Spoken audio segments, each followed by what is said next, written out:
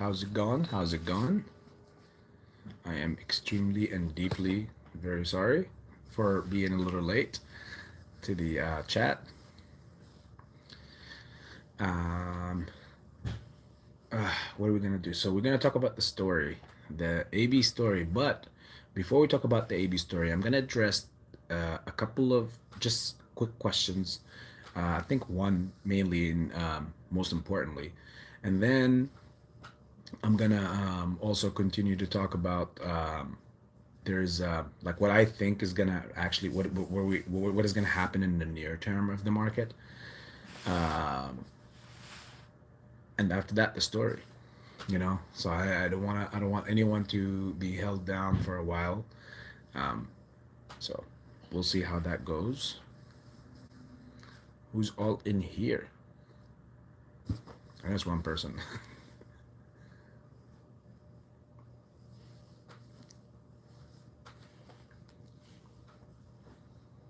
Man, I just put an eye drop in my eye. That's what took me longer.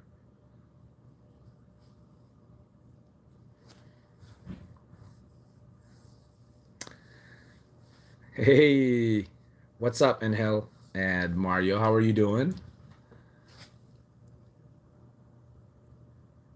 I got my popcorn and iced tea. Let's go. Yes, like I said, Mario, I'm gonna I don't know if you were in here right before I said what I was gonna do. So I'm gonna answer just one or two small questions that people ask a lot, and I want to address them because people need to know. And in hell, good to know, brother. Um, and we're gonna go with the story right and far away on the story after that. And I'm also gonna talk a little bit, just a little tiny bit about what I think in the near term we're gonna have. Um, and then we will this the red carpet is ours. This is a good story, guys. Well, at least for me, I think. Well, everybody likes to think that their story is good. I'm pretty sure everybody's got a turning point in life, um, and this one is one major turning point. And I'm not gonna leave a single detail out. At least I try to do my best to not to do so. You know. I'm just actually gonna go ahead and say what I think on the market. Um, and Dwayne Haskins. Oh, oh, Brendan, how are you? Welcome back to the welcome to the chat. Thanks for subbing, and it was nice to run into you in Pantheons the other night, brother. Um, Dwayne Haskins passed away. Wow.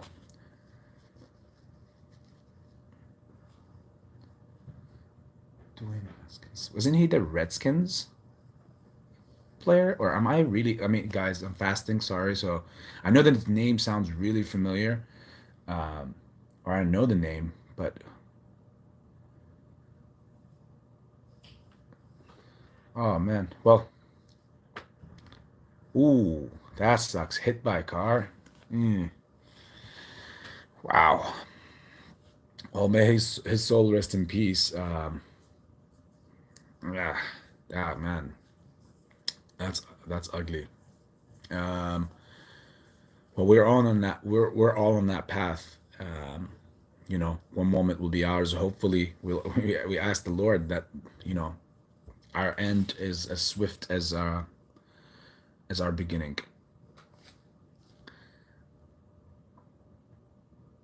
Yes. Okay. Okay. Okay. All right. All right. Yep. I knew that I knew it. I knew the name. Wow. Well, may his soul rest in peace. Man, 24. I know. Sheesh. Ah, KJW, Muscle Man.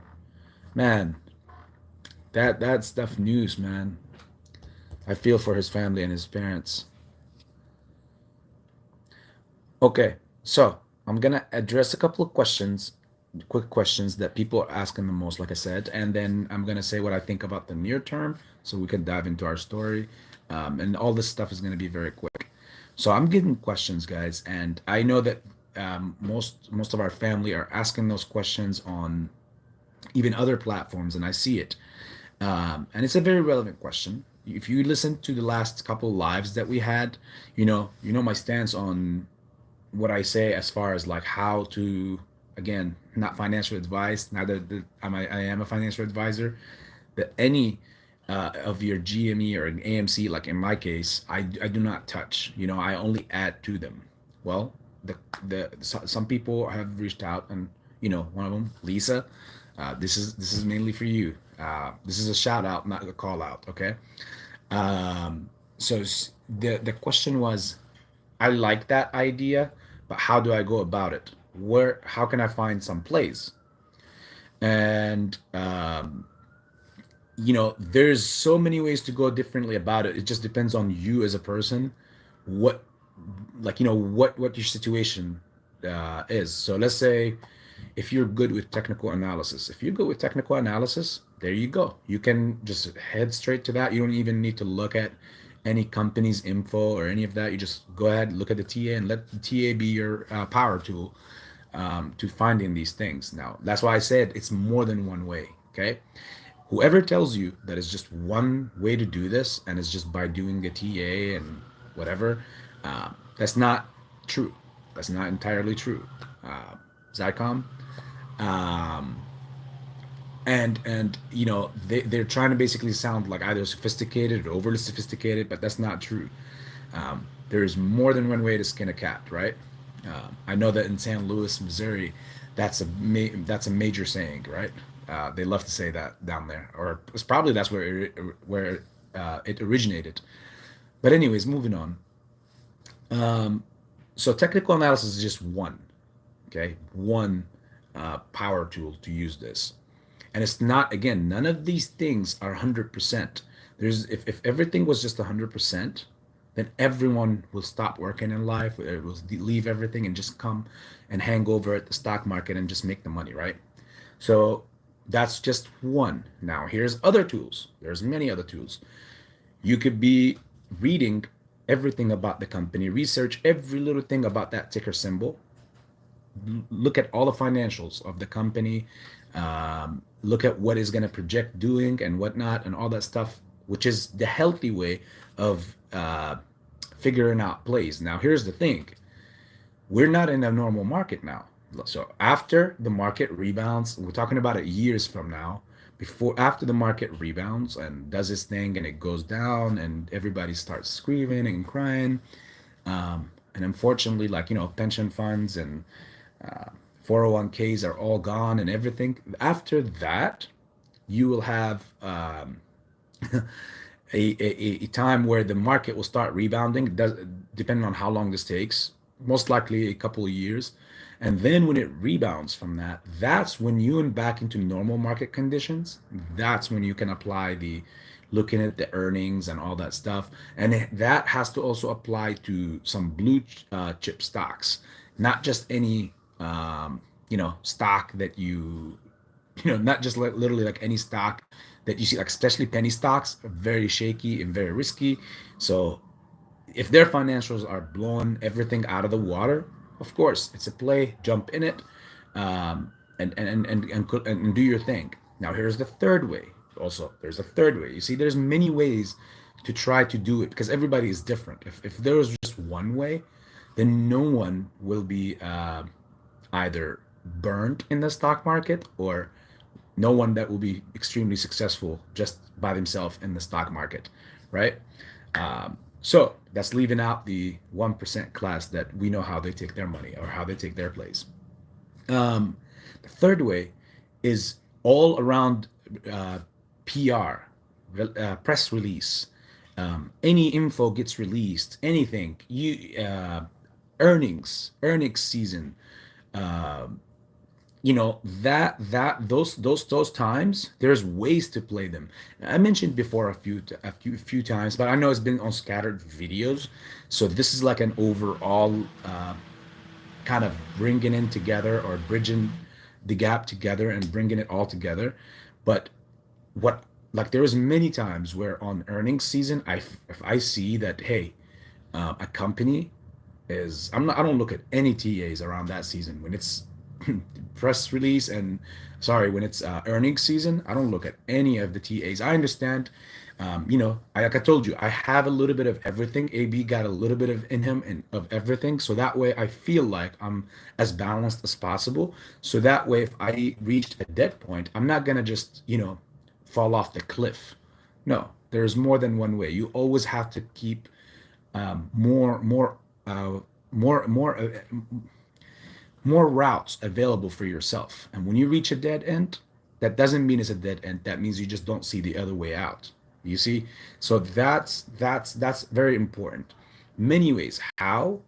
As far as when earnings season, you can see a company could release any press in the market, and next thing you know, you can, if you expect a very volatile move, you just don't know whether to the up or to the bottom. There's some option strategies to play that. Again, I'm not a financial advisor, so I can't tell you what to do.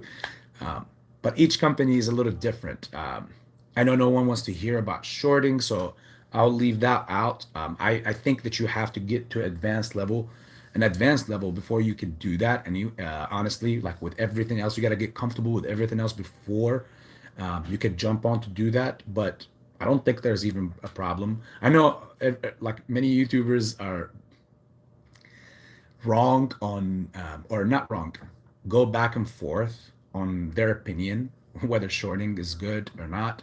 Um, I have an opinion where it's, I think it's, I don't see a problem mainly.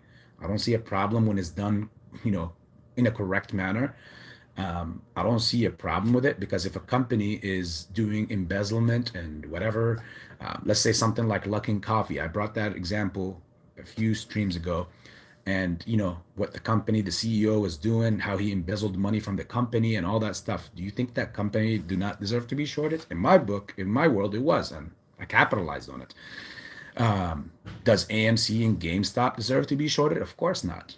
tlry, does it deserve to be shorted? No. Sundial, BlackBerry, these are companies that are thriving and are very essential to the life that we have. Because it gives us, even if it was for AMC, and I know like nobody needs movies to live, right? You're like, hey, we don't need a movie to live. We can live.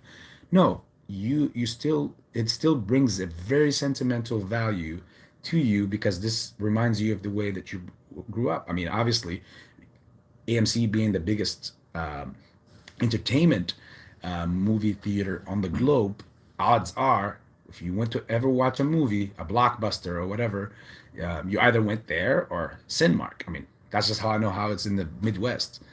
Um, so, so therefore, these guys, they saw an opportunity, and it looked like a very valid one, obviously, that, COVID shut down.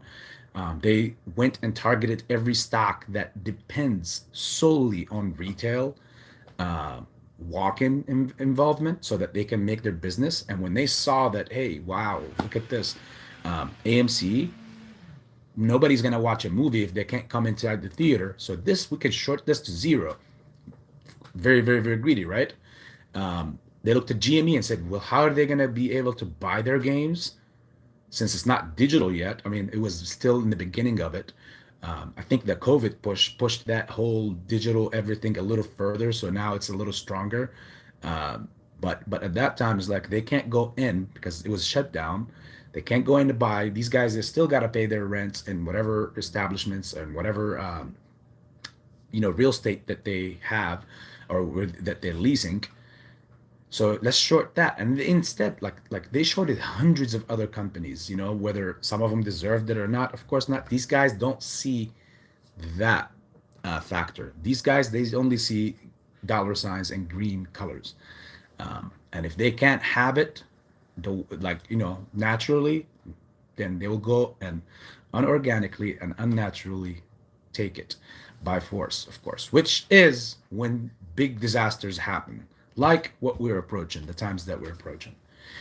The final way is aftermarket or pre-market. Aftermarket, pre-market. Sometimes, let's say you were one guy or one, obviously lady, that did not, you know, do any press.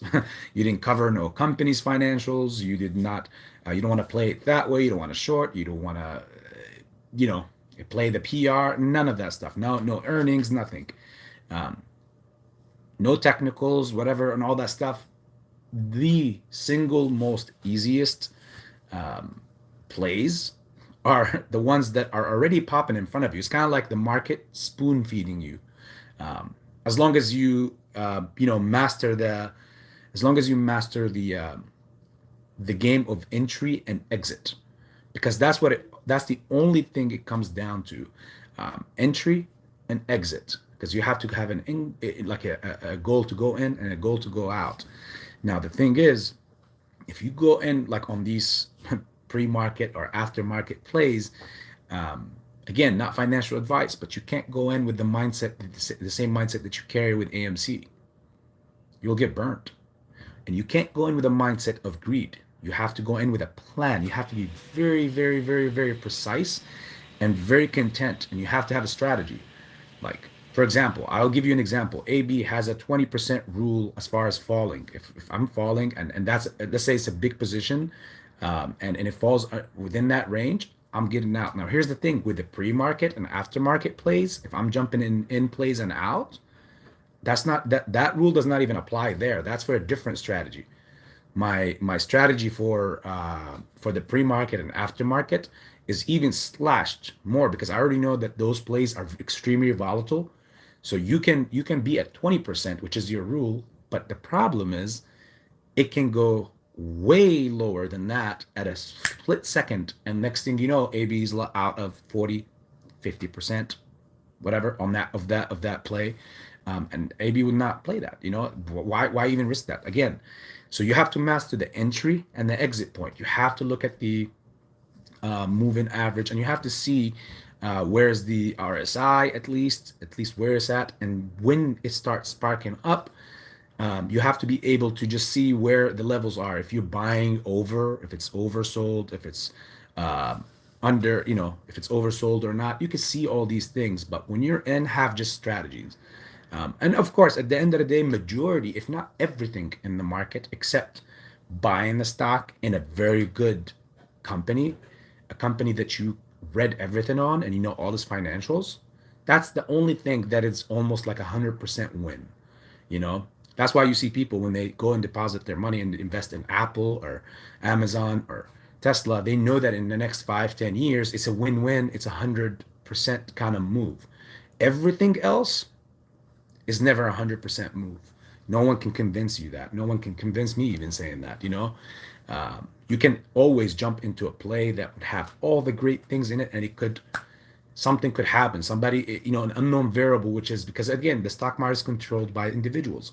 These individuals can come out of nowhere. A big whale could come out of nowhere and go against that whole thing. A bunch of big whales or sketchy hedge funds. So that's why you have to have a strategy when you're doing quick trading plays. You're gonna get burned here and there, but if you have a strategy, it will not be, it would not burn you. It would not bring you down. In fact, it will keep you floating, and you will be perfectly set for the play after. And when you look at it at the end of like every month, you'll see that, hey, okay, I started with this much. I started with $1,000 or 1,000, and now it's 1,500 or 2,000, or, you know, you continue to do this viciously on a daily base, and you stick to your guns. Who knows? You could be at the end of that month, anything could happen. You could have it by 5 grand. Any play could happen in the aftermarket or in the pre-market, and it could flip you up, like, you know, double you or triple your money. But again, this should have nothing to do. Again, this is the AB way. You're asking the AB way, so I'm giving the AB way without any financial advice. AB will do all this without touching any AMC or GME shares that he has. In fact, the whole reason of doing it is to go ahead and you know, add more to those shares, not to take away from it. So that one is that. Then I'm gonna go ahead and just read just a few comments and just say some highs, just to see who's here. And I'm gonna go ahead after that and tell you also, what I think in the near term, what we're up against. Some people want to know the uncertainty. I want to know the uncertainty, but I will give you my opinion on what I think is coming on or what's gonna happen soon. Excuse me. Uh, Forks, welcome, welcome. Thank you. Zycom, today's market fundamentals, most are meaningless. Yes, indeed. Uh, Brendan, shorting the spy, Neo and Hood. Um, I don't see I don't see anything wrong with that, especially the last one. Again, I'm not a financial advisor. The spy, I would watch out with Neo, um, because I feel like the company, like if you were shorting it back when it was in the 40s or the 30s, I would have been more comfortable, personally speaking. But here's the good thing to you is that those situations, and China most likely going into Taiwan any day now, unfortunately, that could easily trigger another major drop. But you just got to watch out because that company is actually worth a lot more than what it is at now. Like Neo is over $100 stock. If and when time comes, if this major crash that is coming knocks it off his feet, or if we get into somehow a war with China, then that's the end of the story, and that's the only reason why I didn't take a position in Neo, even though I know all its financial sheets and everything about it. The company is 100% legit, but politics sometimes speak louder than reality. Let's see. Uh, uh, uh, uh. I'm pretty comfortable shorting Neo, Spy and Hood. I never short AMC and GME.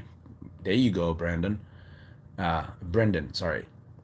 Just agreed from hedge funds. Yes, Zycom 100%. Chinese lockdown, so Neo shutting down production. Yes, it's so far I've seen this, and I've seen this on Boss Blunt's and CS Trades 101 interview yesterday.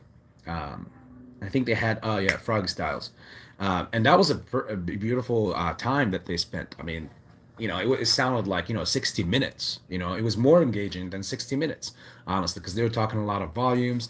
At one point, I wished I was like right in there just so I can speak a lot about that politics and that issue of 9/11, and then all the conspiracies, and just chime in and add some more. But the guys did more than perfect. Like they gave me that feeling. It was like, man, I wish I was right there to chime in on a couple of points as well with them.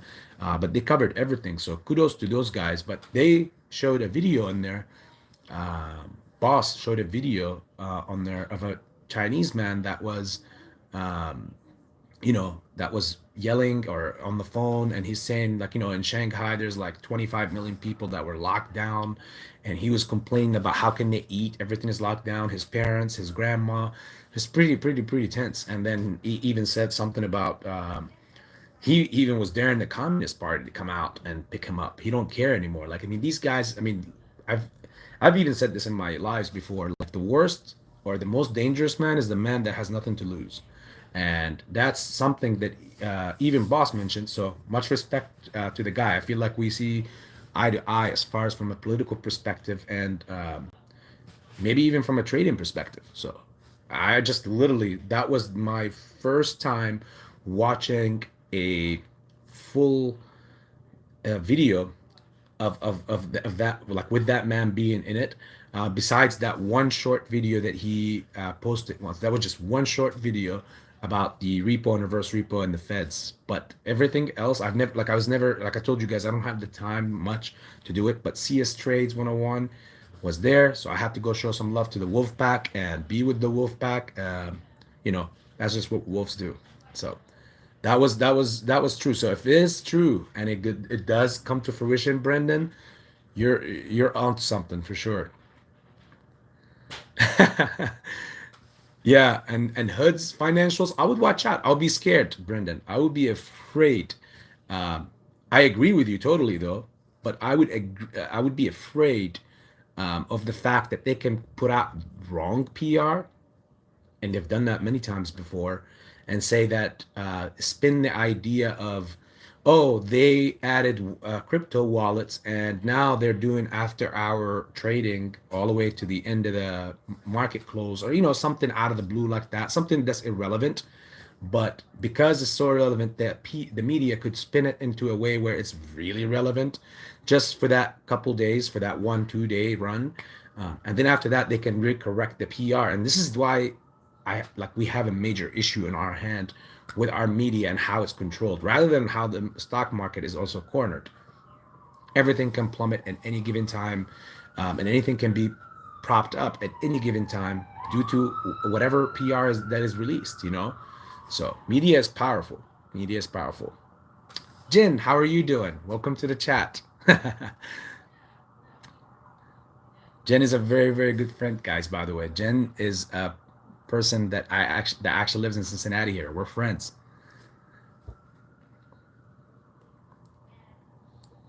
Okay, so let me read a few just more, and then, like I said, I will jump in right into what we need to do. I have calls for AMC for Monday. Gonna manage risk. Okay. I think we're up for a great, a nice week, and I'll tell you why. Chinese lockdown news came out that they are shutting production due to COVID. Oh yeah, they said something about like many cases are coming out again, and it's like another rip. But again, it's temporarily, because we know temperatures are warming up right now. They can't keep people in the summer. They can do whatever they want to do in the winter and the colder months in the spring, but that card is dying out. The problem is, you've seen what happened in England and how their funny prime minister was, have what his situation is. If you haven't known, or if you didn't watch, you should probably just go ahead and research it, and you'll see it right on Google. And he made a fool of himself in that in their Senate. In the same time, you've seen it's very similar what happened there. Not as crazy as what is happening in Canada, but it's like like it's just a notch or a step away from becoming that. You know.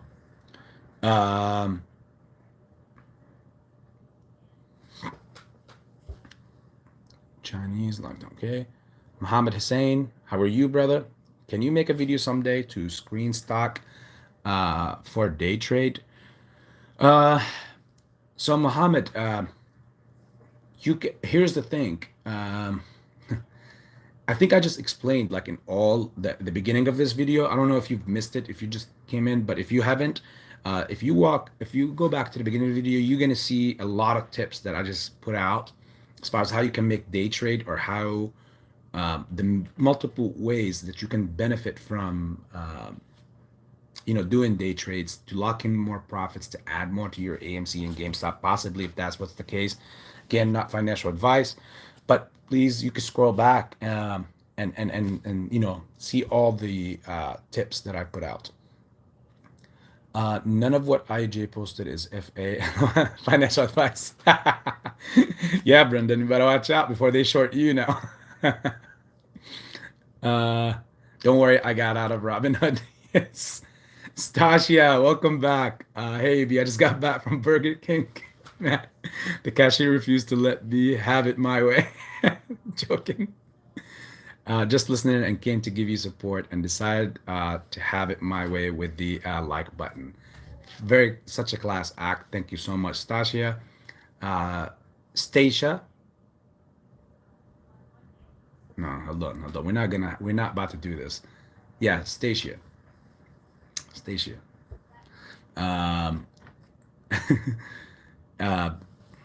Brendan, Stacia, did you do a Will Smith slap on the cashier?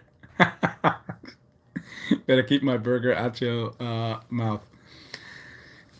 Okay, so before I jump into the story, guys, final thing, as I promised I will say, was First of all, Mario, are you in here? Because Mario, you know, you're one of the people you know that I hold highly in as far as regard as well. Um, so as far as short term, guys, looking at the trends and the patterns of the market right now, we are literally like note by note compare it, like you could compare it to 2008, and you can look at the S&P 500 index fund, and you can look at, like, you know, times that we are in now, and you can look back then, and you can bring in even other factors like the federal, you know, how the feds are propping up the market and the funds. And when you look at it, you'll see that at the end of the day, we are due now. At this point, we are at a point, again, this is AB's opinion. This is not financial advice, guys. Neither that I'm a financial advisor. We're at a point where either we're gonna rip soon, like really soon. I'm talking about in a couple months time soon, because normally right now, as you can see, like the drop that we're in, it was a very violent one. It's not an easy, like it wasn't a quick one, because you've seen all the other stock, the meme stock mainly, you know, drop down mostly all the gains that they made in just a matter of 2 weeks, in literally less than 1 week. That's, you know, somebody collecting probably either profits or, you know, doing too much crime, because you know, they're about to be super leveraged and over margin, so therefore they're trying to get out as much money as possible, and or bring the prices down. Doesn't matter how. Okay, Mario, good. You know, and that recession is coming, like, regardless, no matter how we look at it, regardless, is going to come. And the sad part is, it's going to come. And I think that even then, I don't even think they'll be able to control inflation. No, like at the end of the day, like they will. I think we're gonna go through really rough times, with high this and high that, high recession, high, you know, inflation. But at the end of the day, I think that it's gonna, after that, then that's when inflation will come down, but we'll continue with the recession. Eventually, you know, things go back to normal. Doesn't, you know, whether it's going to take a couple of years or a year and a half, 3 years, you know, time or history repeats itself. But we are up against, in my humble opinion, one thing, one of two. We're due for another major Fed funding, major, and that could be within this, in this, and that should be in as far as how I see it, in this next month or two, at the most. Yeah, at the most, if not maybe even sooner, where we will have another propped up market, and you're going to see all the stocks run really high, wild up, right? And then you will see the major crash. Now, if that is what checks out, then you can bet yourself that it's going to be AMC squeeze time. Now, if that's not the case, that happens within, like I said, this really short time, you're going to have either a little more of a consolidating, even though I still see the Fed doing a major funding. Like I still see them doing that part regardless. I still see that happening, because they want to tackle inflation. They want to tackle all this. So they will do what they have to do. But I think it's still gonna cause that squeeze to come. So again, what I'm trying to, in a nutshell, say to you guys is that in the next month or two, ABC's a very either no dates given, of course. I see a major Fed pump, which means I see a move up to most of the stocks, not just any in particular, but most, and then a major like fall and dump. And if we don't rip and we don't squeeze in that first one before that dump that I'm talking about, then I see everything falling down violently, and then we rip instantly, like as soon as everything falls down, because we will go down with it. I can't see us like, you know, being stuck until in any way. I cannot see us stuck until next year. I don't see us stuck until the even possibly even the later part of this year. I just can't see it from looking at where we're standing and what we're going through and what we have on hand, what is happening. I just don't see it happen. It's either we're gonna have a really, really, really solid push soon, or we're gonna have our squeeze really, really sooner than we would think, possibly in the next few months. Again, I'm not throwing a pipe or any of that stuff, but I'm just looking at all the variables around in my head, and I'm juggling it around and I'm comparing it to other squeezes and other time frames and other recessions that we went through. Um, and that's just what I come up with. So hopefully that can shed some light on some things. Um, let's see. Now we're gonna talk about the AB story. Okay, so whoever doesn't want to hear the AB story, I just want. That's why I did like the first 36 minutes I gave for you guys, for AMC talk, GME talk, all that stuff. Now we're gonna talk about the AB story, that what got AB to be the AB that you see today, or right in front of you. Surprisingly, the number of viewers is going up, not down, and I'm very surprised because I thought people just want to know AMC and GME. Um, okay. Um, so here's what we're gonna do. We're gonna start from basically high school time. Okay, this is where I feel like the um, change happened, because I think I've already shared in my previous story, moving to the U.S. As a kid, what that was like, and now I'm gonna talk about the the like the actual what made AB become the AB he is today, or really polish my strategy brain set and like kind of become more of a strategist in life. I think that's my strongest set in life. I feel like besides caring overly for people, I think it's strategy. It's always strategy. What would be like, I entertain the idea of thinking what would be the best way to do this, or what would be the best way to try to do that, and I would entertain like over a million scenarios, and we'll see which one at the end. I'll try to weigh out which one fits best. um, and again, it's just like a person who's doing his homework for an exam. So I like that, as far when it comes to that. So that's what I think is my strongest suit in life. Everybody has a strong suit, I know that. Every single person in this world has something that they are just so strong and great at. you know they're not, I mean, possibly the greatest at that set skill, but it's just up to you to unlock your potential and know what is it possibly. For me, after all these years, I feel like it is strategy. um, and for you, it's up to you to find out what is it that you feel like gets most of your interest, and try to polish it and work it, and laminate it even more, so that you can get better and better and better at it, and you can really unlock the true potential of it out of yourself. um, so as I was growing up after middle school, there was I went to was still there was the 9/11 thing happened at the last year of middle school. And at that time, AB did not still speak English really well. You probably now, like, any of you guys want to joke, it's fine. You could throw some jokes out and say, AB, you still don't speak English. That's fine. I'll take it. Family don't get mad at each other. So, anyways, uh,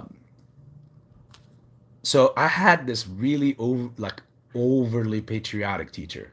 And I don't think you could be overly patriotic, but this guy had, um, and again, his name was his name was Mr. Menz. May God bless his soul, and may his soul rest in peace. Um, so Mr. Menz had, and this is a crazy story, guys. Okay, and I would not expect anyone to believe this, but this is true. And this is going to be a little longer of a story, but like I said, here's where we're going to start. Some of the stories that I would have, you guys would not even believe in this world or in this life, because they're just extremely, extremely, extremely unbelievable at times, or at certain points. So I remember at that time, Mr. Menz was like, he had his like a flag almost in every corner of the classroom. He taught math as well, but he taught math to ESL students. And basically, they had this program in that school where even English as second language students, they need to learn everything, not just sit here and learn English all day every day and that's it. And at that time I was very competitive. I wanted to be like the other kids. What did I want to be? Like the American kids. I wanted to be sitting in the actual classes. I didn't want to sit in classes or be in classes that were made for, yeah, it made me feel like we had special needs or something. I wanted to be in the real classes. And again, as a kid, what you expect. It was eighth grade. So, but I didn't know at that time what my capabilities were. I didn't care because again, I'm thinking like a kid. I didn't care that, hey, you don't speak English, you can't sit with these kids in here because you don't know what the teacher will be talking about. You're gonna fail. For me, I just wanted to belong there. I didn't care. I belong in this league. I don't want to be in this league. Try to argue with a kid. Anyways, um, so being in his class, I was always trying to participate, but not speaking the language because even all those ESL students. I mean, we had people from all over the planet. We had some Peruvian students. We had some Arabic students. We had some, African students. We had from everywhere, for every country you could think of, and it was just like literally like a UN in a classroom. And everyone is different as far as their level of speaking or fluent, whether they were able to speak the language or not. But they were at different levels. For me, I was like, still like less than level one, even. You know, I didn't even know what anything was being said. The only thing I knew was hi, bye, water, and with that thick accent, right? And even English, as I learned it as a kid in overseas before coming to the U.S., there was, there we learned the British kind of English. So since the accent is different in the United States at that time, it was like even words that you should know, you get phased out and you don't know anymore. So like when somebody tell me, hey, you want some water? I'm like, what? Even though I know what water is, like the word, but since it's pronounced differently here, it sounded like a different term that I couldn't even understand. So I was in, a different world. So anyways, I'm sitting in there, and as a kid, the hardest thing for you is to be around so many other kids but not be able to participate or express yourself. The toughest thing in life is to have so much to give or share and hold it in. To me, that's to me because I'm an outspoken person. um, and it was impossible for me to hold all that stuff in. So the crazy part was Mr. Menz would be sitting in there and he will be like, you see all the flags everywhere, and then he'll just go to the board all the time and boom, boom, boom. He'll start writing on the board, boom, boom, boom. And that's the only time when I understood what he was talking about. Because again, he taught math. And since he taught math, that's a universal language. At that point, I was like, haha, the schools I came from overseas, they taught us many grades over this math. So I was more like, yeah, I don't need this. Um, so I remember going like, in there and wait, wait, wait, wait. And I feel like they're all talking about, I don't know what they're saying until he would head over to the board. And one day, Mr. Menz went ahead and placed like he was talking and teaching. Suddenly he stopped. He grabbed a radio, one of those radios that had cassettes in them. And again, I'm 33, so it's not MP3 players or whatever. He puts it on his desk. Everybody gets quiet, and he hits play. When he pressed play, everybody's quiet, and he's like this. I kid you not, with this, particular grin. And his face is turning red and redder and redder and redder and redder. And for me, you know, again, I told you it's the AB story and the AB life. Um, may God rest his soul in peace. Um, AB have never opened his mouth until that point throughout the whole class. I've never ever opened up my mouth and spoken at all. And at that point, when I saw everybody was quiet, I was like, AB, this is your chance. You better run. You better go for this. You know that excuse me, if you know that in my head, I'm speaking the whole truth. There was this Peruvian chick that I wanted to impress. I just had a crush on her when I was at that class, and and it was funny because she had it too, but we couldn't communicate at all. So uh, so I was like, this is your moment to impress her. This is your, again, eighth grader, guys. This is your moment. This is your time. You gotta go. And I'm just getting so embarrassed right now. And what is it? What is it? Normally, as a kid, I had in my mind, since I couldn't speak the language, so I can't talk. What do? I need to be the first person to react. What is the reaction? Is to start laughing, because normally when somebody says a joke or something, and the first person that starts laughing is like normally all the attention goes to them. It's kind of like the first to react to it or whatever. So in my world, I'm thinking in the back of my head, we were just studying, we were in a class, suddenly he put a radio.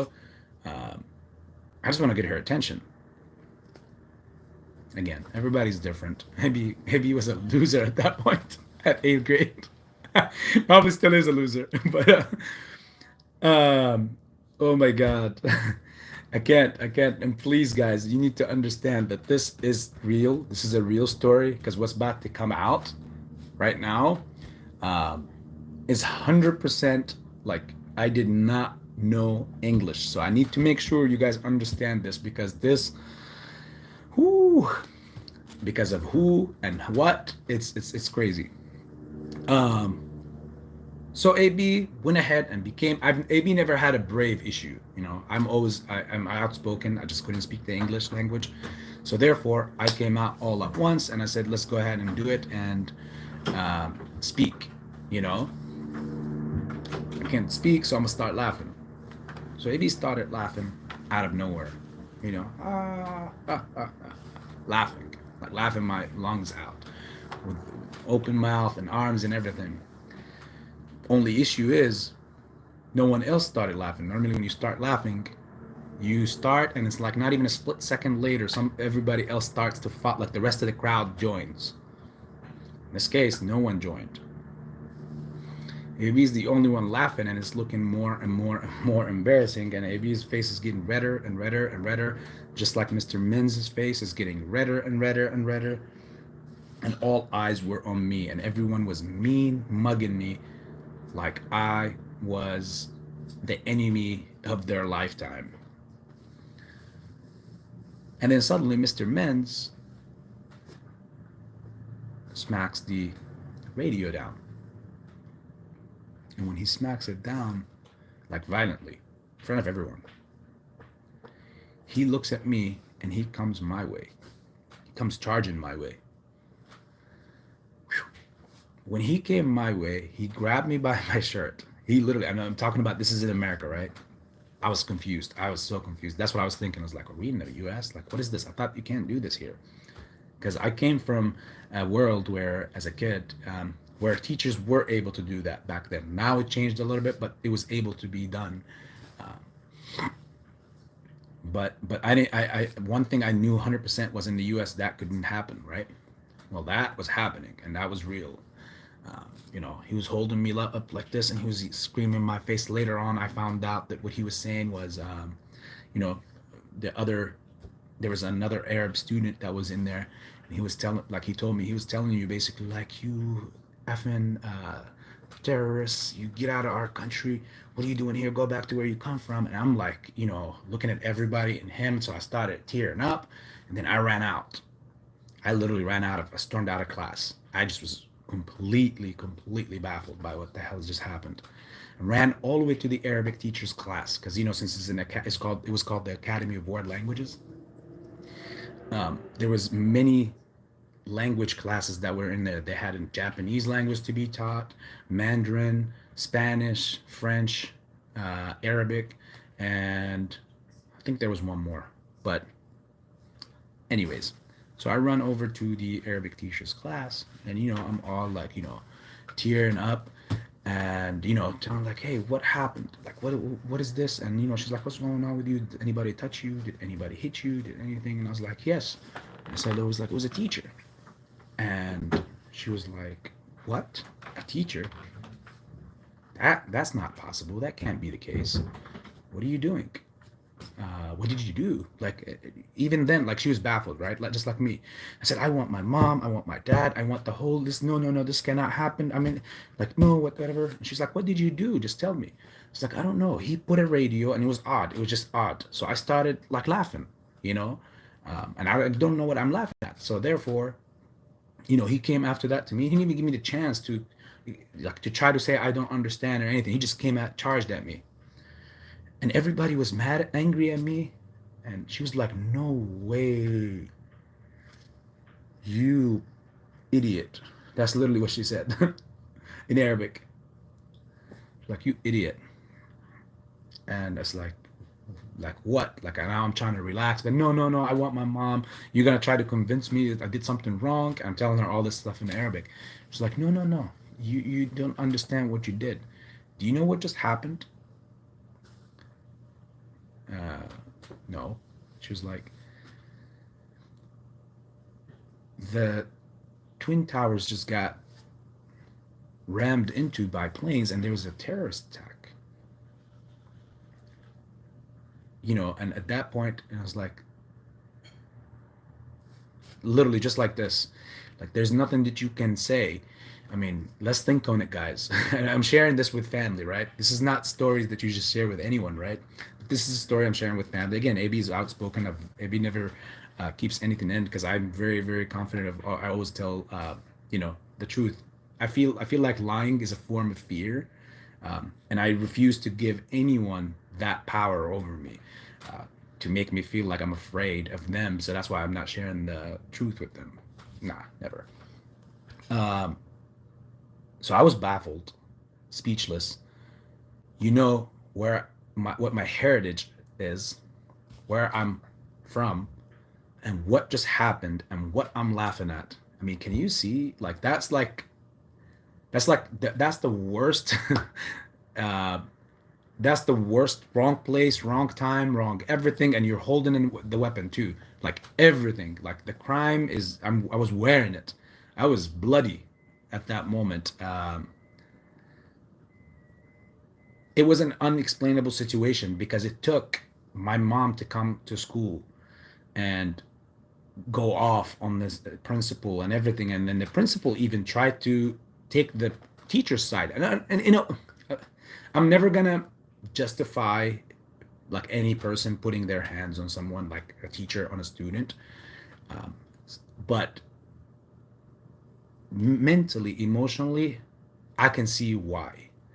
Me being of Arab descent, and then what happened and who did it, and I'm laughing, I can see why this. And again, look who was that person, that teacher. So, like, he was like the most patriotic teacher in the world, that I've ever seen. And it's crazy. Like, this story, guys, this is just like one drop in the bucket compared to like the things that are going to happen in life with AB as it goes along. And then I remember, they worked out. They told the teacher, they brought him in and everything. And like, the crazy thing is, like, there's no way. He was like, there's no way that this kid at least didn't understand what he was laughing at. That was where his mind is. This is just looking in the future, like, because we're gonna get to that, because me and Mr. Menz, we're not done yet. This story is crazy, guys. So anyways, my mom takes me out of his class because he refused to believe that I did not know what I was laughing at. He just did not want to accept that. He was still, I guess, emotionally hurt with what happened, and understandably so, in a way. I'm never going to justify what he did, but of course, I would be, it's gonna be very hard for me if I was in his shoes to also believe it, you know? Like, what are the odds? This kid does not speak like this whole semester. He does not speak, he does not talk. He only looks at the board when numbers are put up, and then he starts, like, writing, but he never speaks. Now he's laughing at this moment. I mean, when you're talking about once in a million, that's an understatement. This is like one in an infinite number. It's almost impossible for happening. Uh, it just was. I was red-handed. Like, it's just made me look completely red-handed. Um, so my mom took me out of his classes and all of them, and I ended up going to other classes. Now, after my eighth grade year was about to come to an end, Mr. Menz, I'm gonna go to high school now. I'm no longer gonna be in AWL. Plus, by the end of that year, AB was extremely much better at English.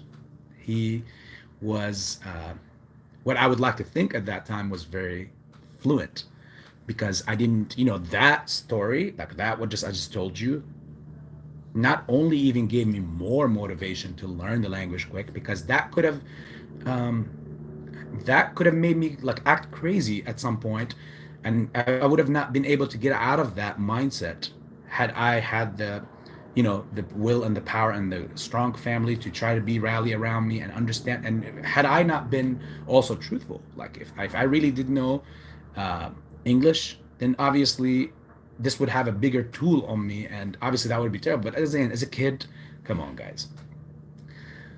um so I still am thinking of Mr. Mintz. AB never leaves one rock unturned. I have to always, like, no loose ends. That's how I just look at it. It will bother me. I cannot have an unanswered question.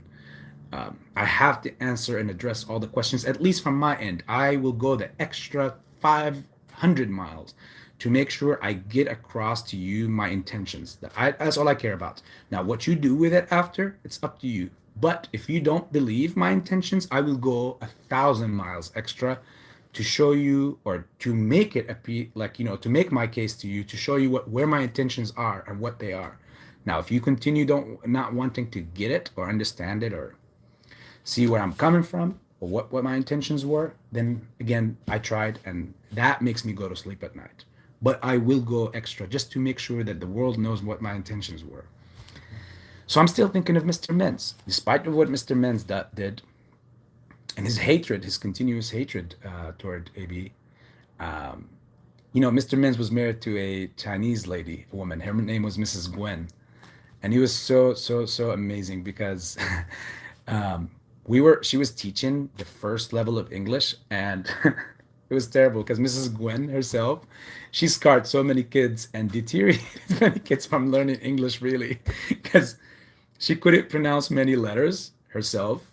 Uh, and I'm not taking a dig at any, ethnicity or anything, but she had a problem pronouncing any letters.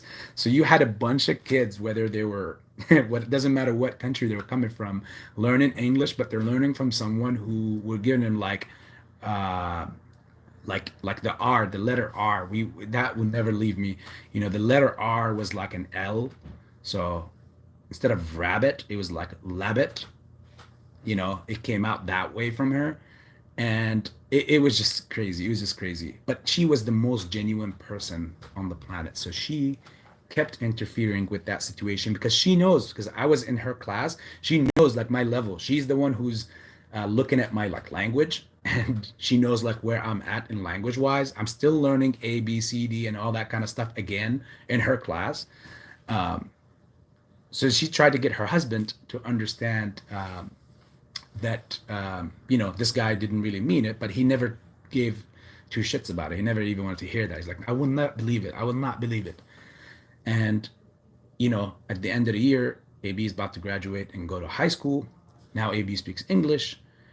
Now, I was going to do favors to teachers. Since we're leaving, I'm never going to study with them again. I'm never going to see that school again unless I visit. Um, Most teachers, they move from class to class. So they got to move all their class in the summertime. And if they're going to move to a different class, if that's what was going to happen, then, they got to do it at that time before the new year starts. So AB dedicated a good time of his time to go and help teachers do that. And I saw that, Mr. Menz was about to move his class, and there was students in there, other students that were in there that was going to try to, help him move stuff. So I was like, this is your moment, AB. You can make amends. You can speak to this individual man to man, eye to eye, and tell him, hey man, I mean, at the end of the day, I'm walking away, right? I'm leaving. If I really did understand, I would make it so. If I didn't understand, this is the time to tell him. And I wanted to come and tell him. So I walk in, and as soon as I walk in, it's like a devil walked in the room. Like they all get like, oh shit. The students, him and his wife. He's like, and then he looks at me. He's like, "What are you doing here?" Straight up, like he became so defensive. Um, I said, if you don't mind, Mr. Menz, I'm coming here to, to help. I'm stuttering because everybody's looking at me too. And it's like a little embarrassing in a way because the way he came off. Uh, I just want to have the privilege of helping you move your class from here to your new class because, as you know, I'm graduating middle school and I'm going to high school. And he instantly was like, we don't need your help here. Thank you. And then his wife, I stood there still like, I'm not going to move because that wasn't enough. My intention is not mainly for the class to move. My intention is him. I want to make things right with him to make him understand that I did not understand what I was laughing at earlier in that year. And he was like, his wife, grabbed his wrist and she was like, come on, stuff. I'm pretty sure that's what she was saying. I couldn't understand what she was saying exactly. And he was finally like, his face got a little more red and he was like, all right, that's fine. So at those days, guys, my parents and my family, that was when we first, like, it was still the first year in the US. And my dad had to, he went from being a Supreme Court judge and back home and having, remember the older story, if you guys remember hearing it, what cases he had to deal with and what case he had to deal with. And then finally being here. And then after that, seeing your dad, who was such a high and a very influential position in life, raising you up to be very, very, him and your mom, raising you to be like very, very, very honorable people, carry on the family's name, have principle, never, ever be like, again, my dad was a judge. So in the house, it was like kind of boot camp. How dare you even think about saying certain things, or how dare you even think, about doing something wrong or whatever, or disrespectful or whatever like that. Because again, he held the courtroom or the law, even in his house, which wasn't very, very good for him most of the times. But again, I still hold him to a high standard. So to come here and see him go and work in gas stations and corner stores just to provide to his family, that was pretty gruesome. So I would always value that. So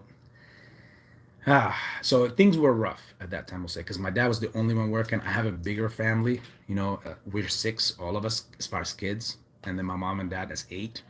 I was the oldest, so I'm still the oldest. Like I was the oldest.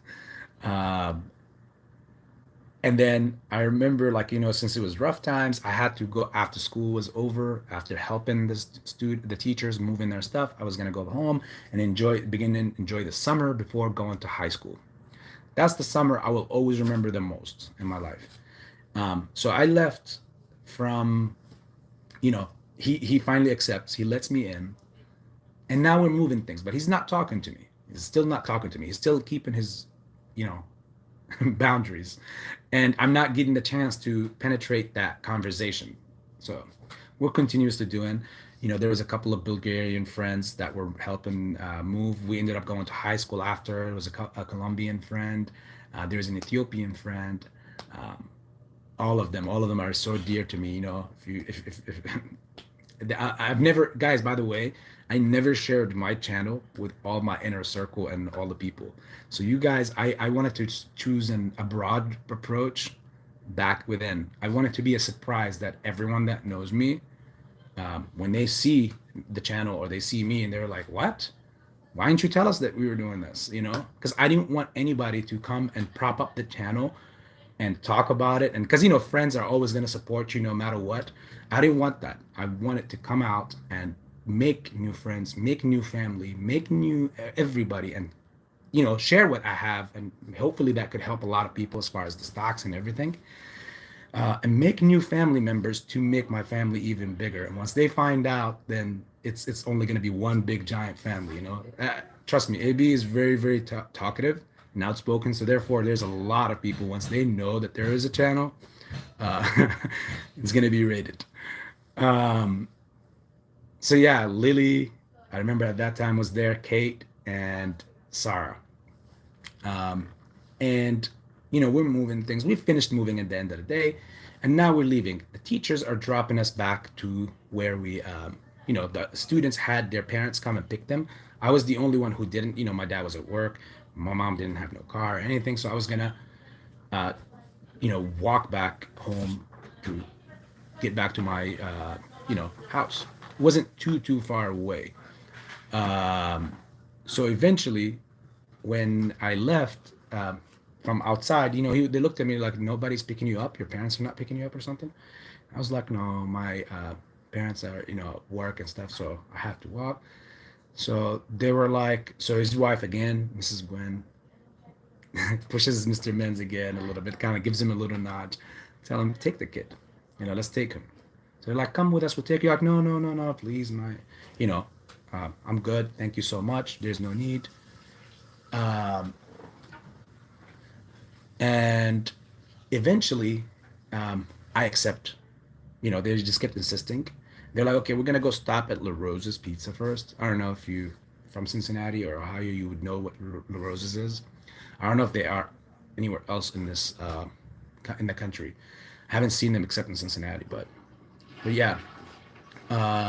So we go there. Now, AB is extremely hungry. Extremely hungry. AB wants to eat so freaking bad. All day, no food and nothing. But AB don't have no money. Again, it's understandably so, the kid. And, my parents and my family situation and how it was really rough and everything. We're barely getting by. Excuse me, guys, just one moment.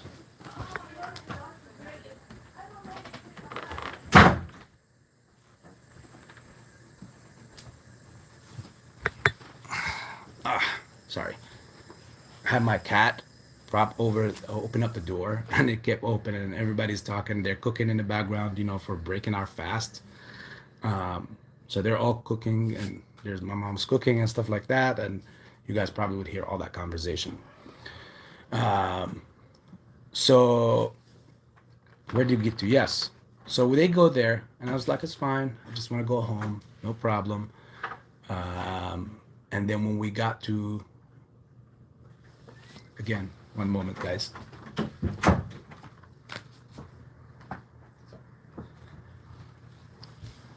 Okay, I'll lock the door again now. This time it's locked. It's not going to open again. Sorry. I can't be mean to the cats. They have nothing to do with my stories and my agenda. They have the right, just like I do, to everything. So yeah, so we go inside of La Rosa's, and they're buying. They bought their, they're buying their pizzas, and they're like, "What do you want?" It's like, "No, no, I'm okay. I'm fine." My parents just raised us this way, and they're like, "No, no, thank you so much. We don't need it. I'm okay. I just want to go home." Whatever. They're like, "No, it's not. There's no way you're not hungry. You just was here from morning, and now it's almost sunset time. Almost. It's like around 6 o'clock in the evening." So they're like, "Come. Yeah, you have to. Like, we're gonna. What do you want? Which pizza?" In my head, I think they finally understood at the end They literally at the end they understood what was going on, but I was denying it not because I didn't want pizza. What kid don't like pizza? Are you kidding me? Um, but being the oldest of my siblings, and keeping in my back of my head, um, I'm not thinking about my like me right now. I'm thinking about my siblings, my three sisters and my two other brothers. And I was like, what did they eat today? Did they really have something to eat? Or um, what do I look like eating pizza, enjoying what a kid's biggest, most loved food, and they didn't eat? And that's what I'm thinking in my head. I can't see myself.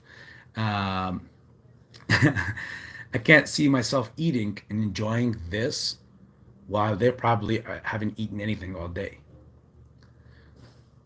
So I was like, no, I'm not hungry. And then they kind of knew in a way. And at that moment, I feel like at that moment, that's when Mr. Menz realized that not only I did not know what I was laughing at in the beginning of the year, but he also 100% knew the individual that was in front of him. Um, People that like an asshole, assholes are there, whether kids, they're sometimes there's asshole kids, they're adults, all that, in any age. You could see one, it doesn't matter what age, you could see one, and they do not have habits like this and where they're thinking about others. Normally assholes only think for themselves. I think at that moment he knew at least the individual that was in front of him, um, what kind of individual that was.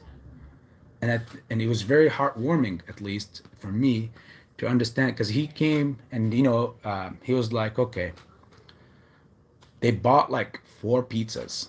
I will never forget it. May God rest his soul in peace.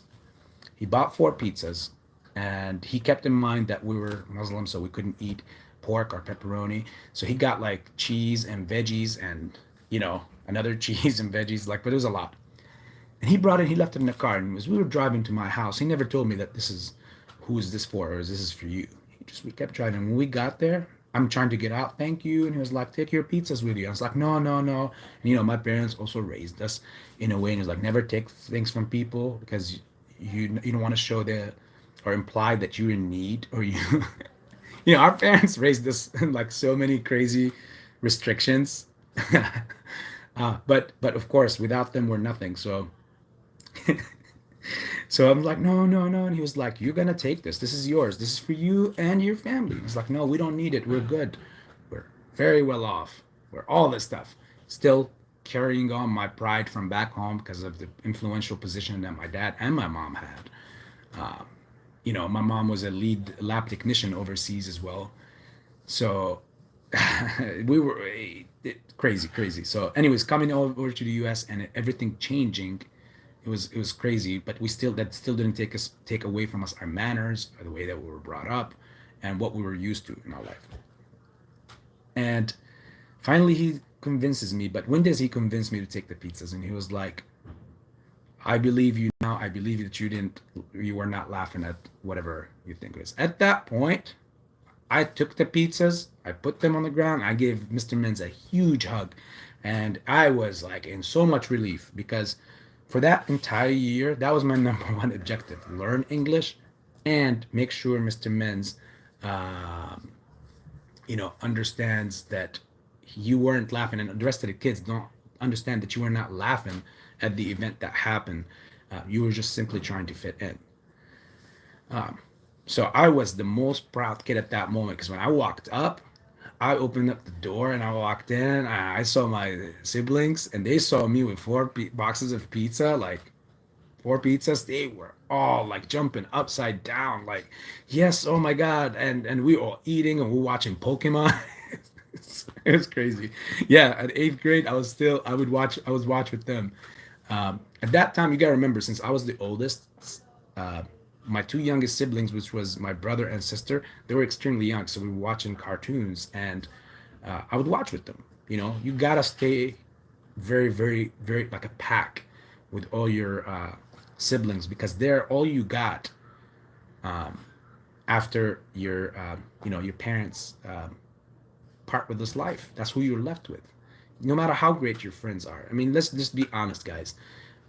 And I'm not saying it as in like go ahead and tell your friends goodbye. No, but friends come and go. You can fall out with friends, even your best of friends. It happened with me. I've had a close friend for like over 15 years, and we fell out. You will always be able to replace a friend, and this might sound extreme, a significant other, a a child.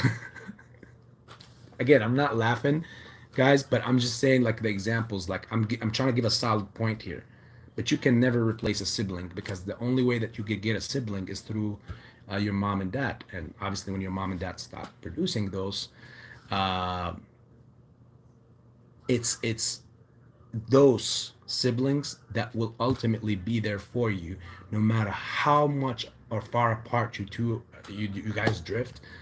It's always your due diligence to make sure you stay close to your siblings. They are all what you have. So me and my siblings are like, we yeah, of course we get into arguments at times, and we get in, um, everybody has different points of views and whatever. And kids grow up, and now they have a valid objective in life, and they want to see things differently. But we never, and it was up to me, because me being on the top of that list, like of that food chain, and in a way kind of be the oldest sibling, I had to set that tone to them, to understand that no matter what is the difference, no matter what is happening, we are always the only thing we got.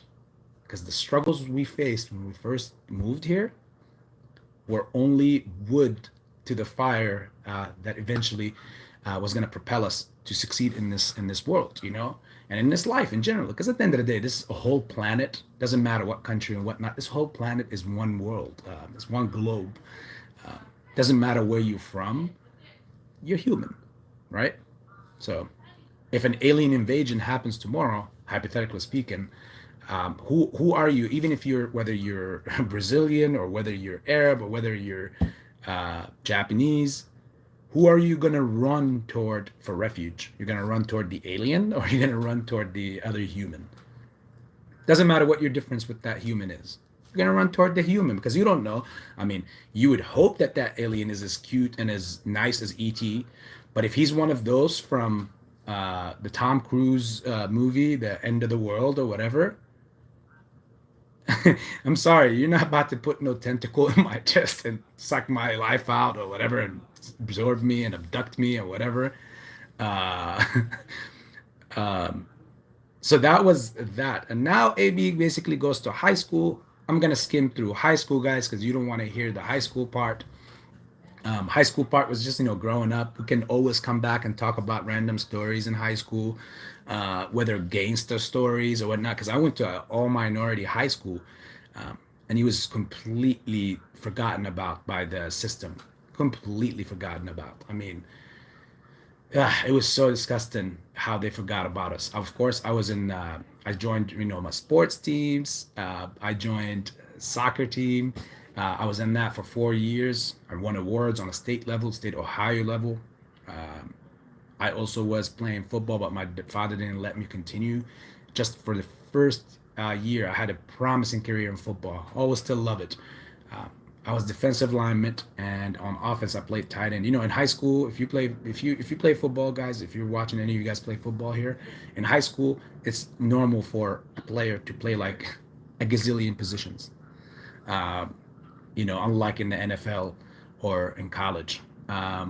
So yeah, I was able to play a couple, and sometimes I played fullback, and I was doing good. But my dad didn't let me play longer, and he was like, "Do you think I brought you?" And I'm trying to impersonate his accent best. Do you think I bring you thousands of miles away to come here to break your leg? No, no, no, buddy. I'm not signing that physical. And so I wouldn't even play that. Anyways, AB continues now in life. AB graduates high school, and as AB graduates high school, he goes to University of Cincinnati. He had many other different offers. I went in for pre-med. I had some. I could have went to Purdue. I really wanted to go to Purdue, honestly. Um, But I went to Cincinnati, University of Cincinnati, because it was where my family is, and I couldn't step away from them. I mean, again, our bond is too strong. Um, we could be away from each other as long as we're in the same vicinity. That's it. As long as I get to see you, and be around each other. That was crazy times, guys.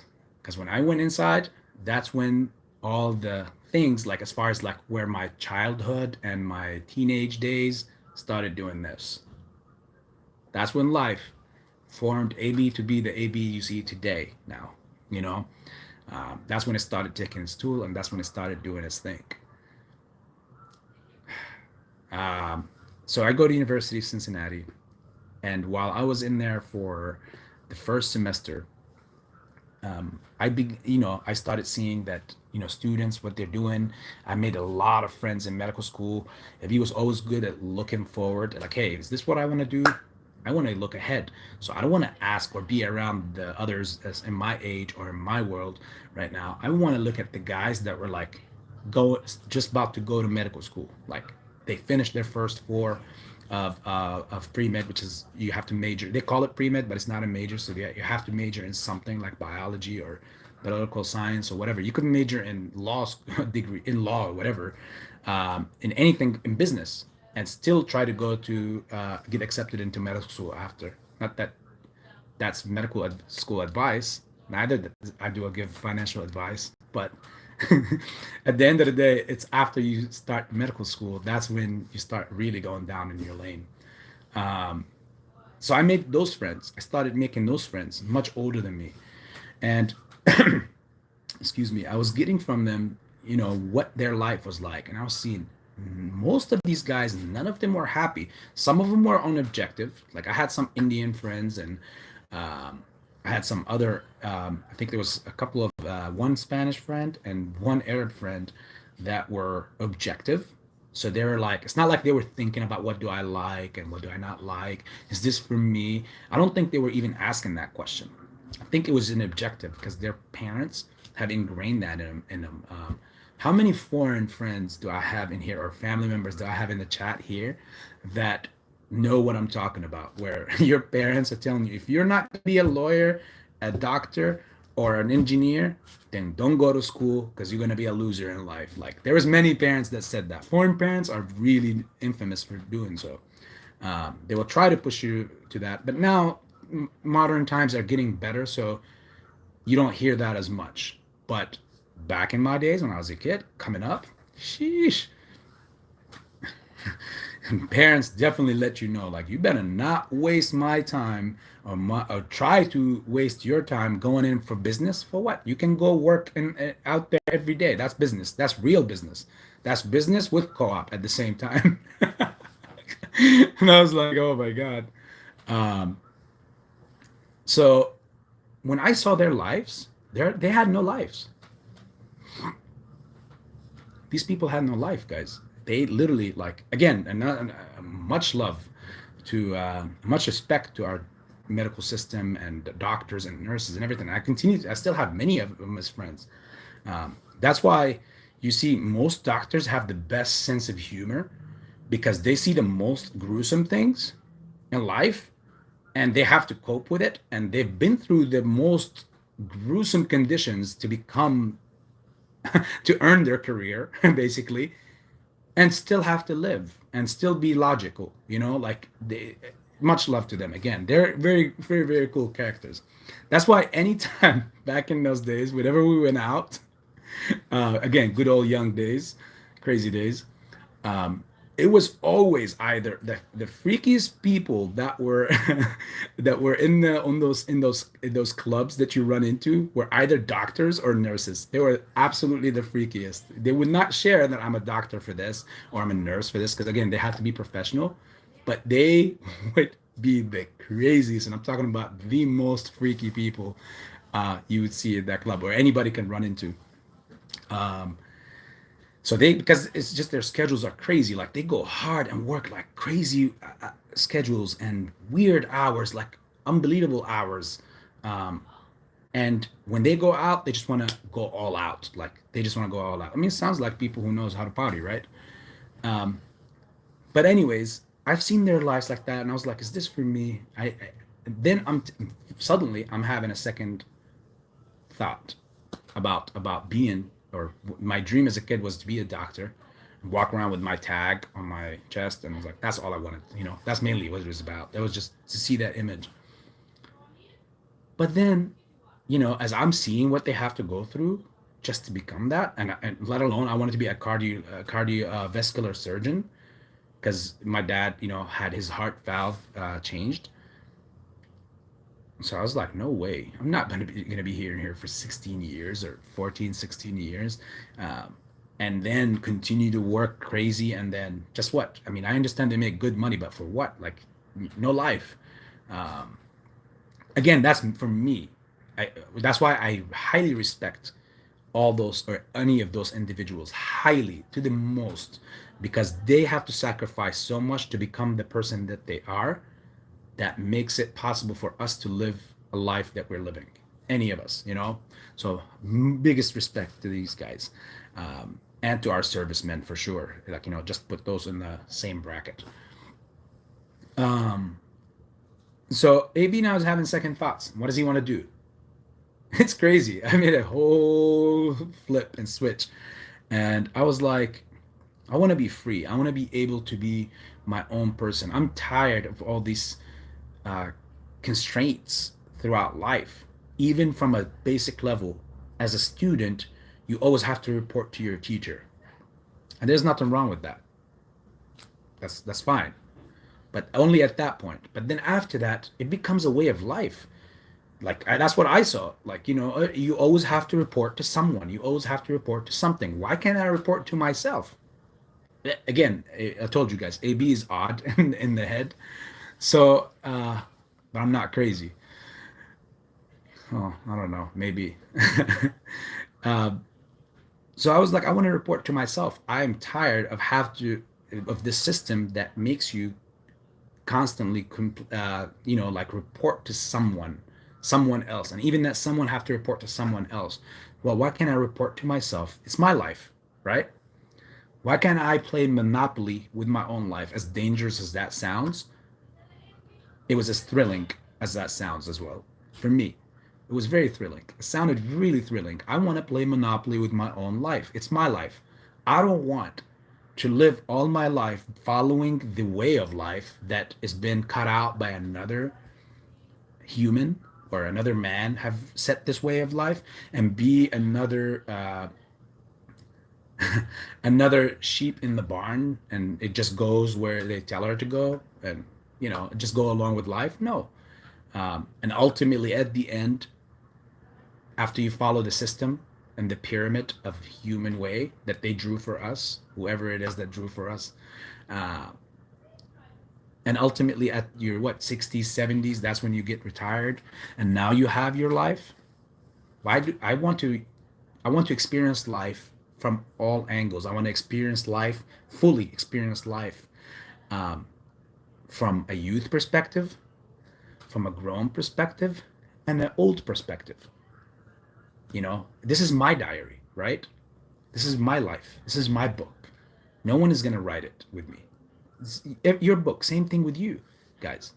Your book, you're the only one who's writing your book, and you're the only one at your final moments in this world, before it goes to whatever you have faith in, where it's going to go.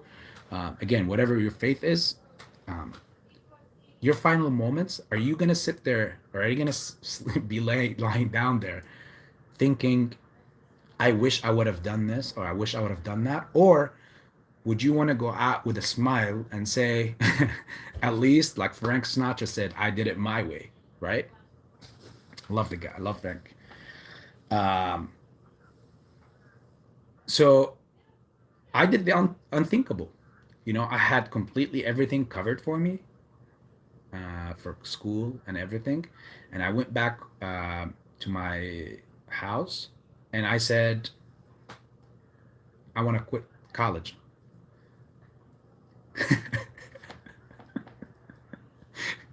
You can only imagine the way that my dad and my mom looked. I highly hurt from that, because I caused them some pain. I remember those moments. I told them, mom and dad, I want to quit school. I want to go and make my own life. I believe that it's not only through this written way of going about life is the only way of life. Don't get me wrong. you know, College is for everybody and it's not for everybody at the same time. It's good to be in college and learn other methods. It's always good to stay open and learn other methods. But don't get this mistaken. Always keep the voice from within the loudest. So if it's a volume kind of thing, um, have keep the volume turned on for other sounds from around in the world, whether it's from school, anything. Listen to other things, but make sure that the voice that's within is always turned the loudest, because it's your voice and that's all that matters to you. It's your life. It's a very short one. So live all you can live out of it. I personally think that one life is way more than enough to live. I'm pretty sure that, maybe you hear always people say, um, that I want to live forever. May you live 1,000 years or 100 healthy years. And it's like, wow, don't curse me. Like, I don't want all that. Um, Now, whatever is for me is whatever is for me. But if I believe solely that if you live one life is more than enough, if you live it correctly, if you live it according, by your rules. So what? If you go all in on something, even if no one else approves of it, odds are you're gonna be there. You're gonna make it if you go all in. If you don't even get there and you fall a little short, you're gonna fall within that space. You're not gonna be, if you go all in, there's no way you'll fall back. But if you stay idle and you follow, at best, at best, you will be stationed at a place that by the time that you part ways with this life, you're gonna be like, did I really do this right? God, can I just get another go at this? Um, so again, I didn't want to have that. So came back and told my dad that, hey, I quit college. I don't want college. I quit it. And he was like, he literally just did this. So I came to the US. I did all this. I worked in gas stations and everything and all this stuff so that you could come and tell me this. And you got a full ride. Like you got scholarships and everything, and you want to throw it away? uh, and I told him, yep. And he was like, what got into you? And my mom is like checking my temperature, and she's like, I think, did you eat today, honey? like she's going crazy. Um, oh my God. And she was like, did you eat today? And I was like, yeah, I ate, and everything was good.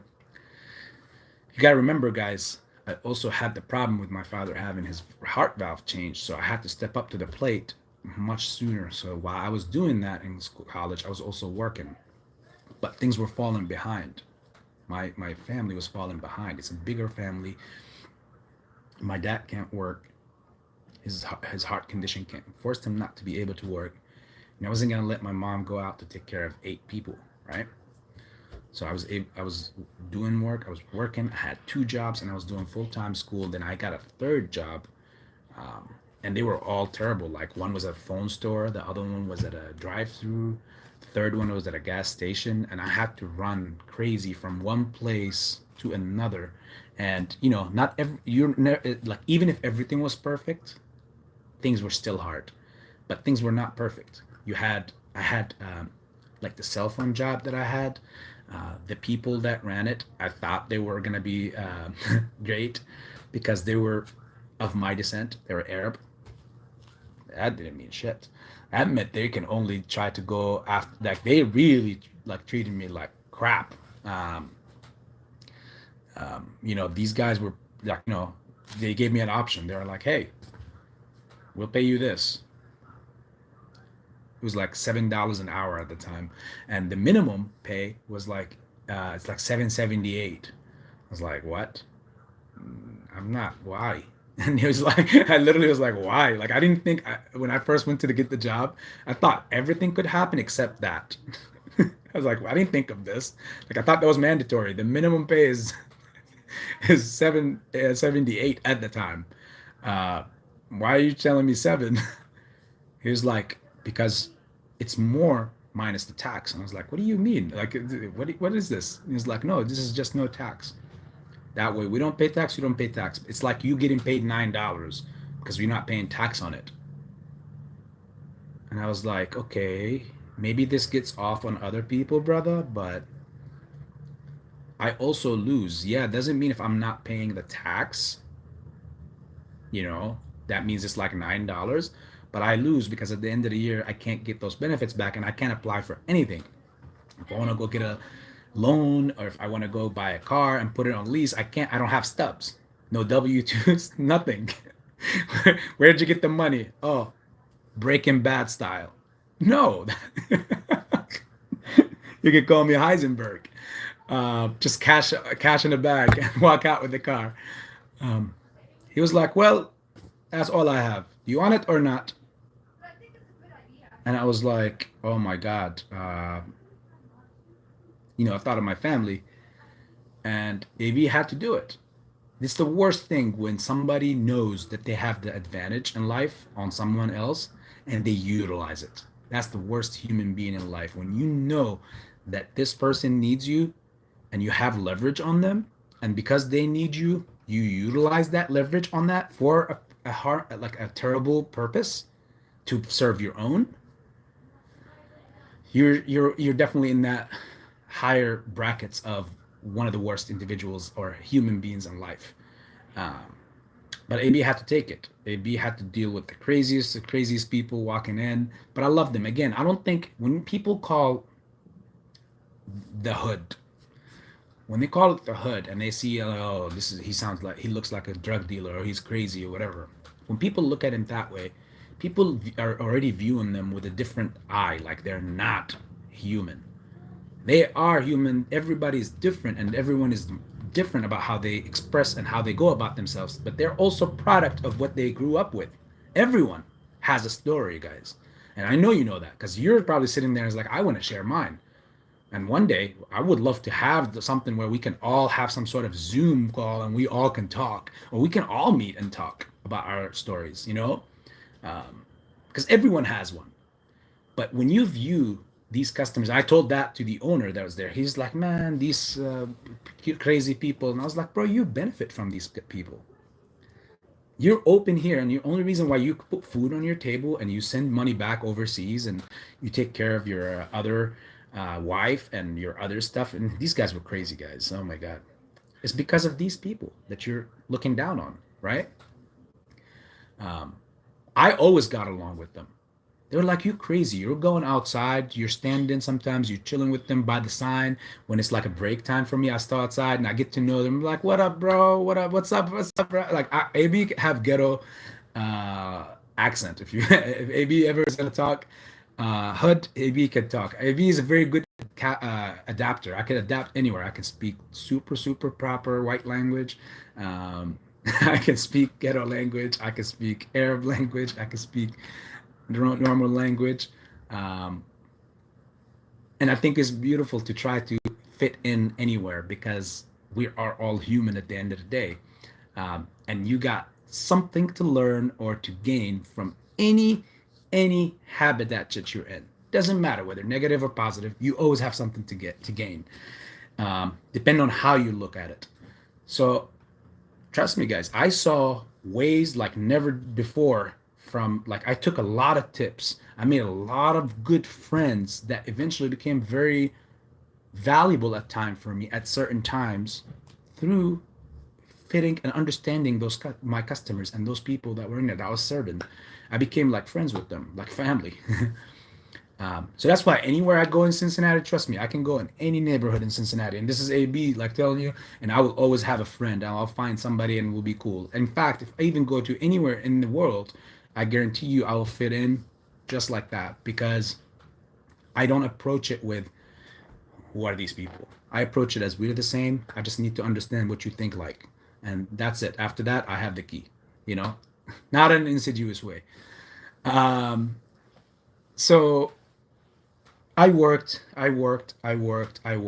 and But it felt like I was doing nothing. So why did I leave school? You're like, so why did you leave school if you were gonna do this mess? Well, I had to take care of family. But while I'm doing so, I also hated the idea of me going to read some book and make my life, surround my life after a book that when you first open it or outside, right on the cover, you see another man or another individual's name on it. So now you tell me that I have to, the way I understood it was like, okay, now I'm going to dedicate my life and my career on based on what this person, I have to follow this person method and any other method is not valid. So I took a challenge then. No, I want to live it my way. So that's when I left the college. But I didn't have a plan. This is now where the story gets crazy. I reached a hitting point where I was at because I graduated a year early from high school. I was just turning 18, where my peers were 19 at that same time. Um, and I'm looking at them, like I'm seeing them that they're still going on with their life, they're advancing, and now I'm beginning to have my doubts. This is why life, we're all human at the end of the day, right? I'm beginning to have my doubts. Did you make the right decision, AB? Did you go? Should you have left? Should you have continued? Or were you a sucker? Or were you lazy? You start having all those eating at you. Those noises don't help. Those story, like those things, those voices do not help. You have to have a strong foundation in here so that whenever storms come of that nature, you can withstand it. Not only withstand it, but build while it's happening. Continue to still have that power to build and continue moving forward while there is a storm in your life going on. You can't just stop because there's a storm. Like, see what I'm saying? Like, you gotta just build yourself to be so much stronger than and more resilient um, than even when there is a storm in your life and it's not normal times. You still have to move forward because guess what, guys? Life don't stop. Time don't stop. Your life, your own life, your health don't stop due to whatever you're going through or what's happening. But more so, your like like the time that is going away. They even say that time is like a sword. If you don't cut it, it cuts you. You need to get from point A to point B, and that's AB. Uh, you have to constantly keep moving forward, and you have to have a plan to do it. And this is where the plan part. Because when I reached that down point, I was like, I'm doing nothing. All my peers are moving along with life. Look at them. They're all like from 18 to 21 normally, guys. We all know that was probably the craziest times of your life as far as like wildness, maybe, if you were a wild person. And people like to go parties, then do stupid decisions because it's okay. Even society expects you to do so. I mean, come on. Whenever you, if you, when you were 18 or 19, remember, you could do something stupid. And the first thing they will say, it's okay. He's young and stupid, young and stupid. You see, society accepts it.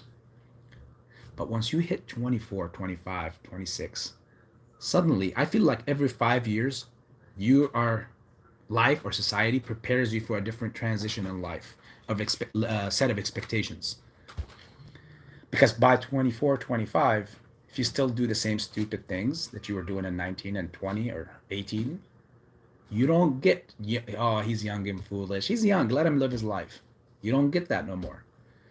People start actually judging you. Society starts judging you, and it starts saying that, wow, he's still like he's 24 and he's going through like he's doing this, and that's all he's doing. Like, grow up, right? Then once you get to your 30s, society itself will start looking at you like, right now I'm 33, right? He's still not married? Especially in the Arab society. Don't even tell me anything about that. Arab society, once you're 20, 18, you want to get married? 19, 21, you want to get married? They attack that issue real fast, real quick. 0 to 100, real quick. Um, what's wrong? That's what they'll start saying. By 30, you're not married. What's wrong? um, and also society financial perspective will look at you. You're 30 and you still don't have this, or you don't have this and you don't have this, and society judges always. You see, um, so at that time when I was at 18, I was thinking of all these things that I'm telling you right now at that moment. So more pressure was added. I personally applied more pressure on myself by saying, I don't see a road that I'm on right now that can take me up to these latter stages in life and make me feel like, yeah, I answered this. Society will judge me based on this and this. And again, remember, I was 18. AB wasn't some sort of complete thinking mind by 18. As you age, you also get a little wiser and wiser. In some cases, it might even crazier and crazier and crazier. Um, but at least I had the right essence of thinking, the model.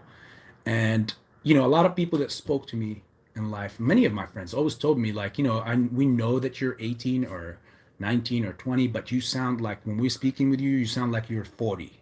you know uh, and the reason why is because, like I said, I was always thinking deeper and much ahead in time to try to see, like, kind of solve an issue before it occurs. Not that I could predict the future, but I can observe the life that we're in. And that's why I say strategy is my strongest suit, because I worked so hard on it from that younger and earlier stage in my life, and I continued sticking to it, and I always polish it. So therefore, it's just natural that it became better and better with life. I mean, anything you work on, if you keep shooting a basketball in the beginning, maybe if you don't know anything about basketball, in the beginning, you're gonna suck. But if you continue and you stay at shooting and shooting, at some point you're gonna be like, I'm not gonna say Steph Curry, but who knows? But anything is possible, depending on how much he worked so hard to get to that. He polished that shooting skill um, more than anyone else. So that's why he, is the best as far as when it comes out there. And yeah, some of you guys can come out here and say, no, it's Clay. And some of you can say, no, it's Steph. I'm not going to get into that debate. It's one of those two. To me, it's him. Um, so, I'm looking at them and I'm seeing some of my friends who are doing good in life. They're moving on with their life, and I'm not moving forward. So what do I need to do? I couldn't find an answer. This is the craziest part of the story, guys. This is where details now are about to, like, some action now, This is like the movie part, the action part of the movie where you don't have to fall asleep. um, AB couldn't find an answer. So much pressure. I can't live without having an answer. I have to provide for a family of 8. I'm 18. All my peers are partying and having fun in those age. They're going on spring breaks down to Florida and California and Bahamas and whatever. And AB is stuck in the corner store or in a gas station, um, serving Milwaukee Best beers and fixing phones and activating them. I'm just trying to walk you through the way that I was feeling at that time, at that particular moment. And it dawned on me, guys, working over, like, there was weeks where I averaged over 95 hours a week, hours of work. And the least amount of hours that I worked in a week in those years was like 78. And that was like a huge break, and that was barely getting my family by, because I wanted all my siblings to not feel any less than any other of their peers when they go to school, because they were younger. I didn't want them to feel any less than any of them, because other kids will come, new shoes beginning of the school year, new backpack, new clothes and whatever. And I understand that my siblings and us were going through a different situation, and my family was different. Father is out, only one person is taking care of it, but I was taking extra job and extra hours to make sure that none of them would ever have to look at another kid, another one of their peers, and say, I wish I had the shoes like that, or I wish I had new clothes like this, or a backpack, or a computer or a laptop or something, because that's gonna scar them and hurt them much more when they become adults. They will always be incomplete.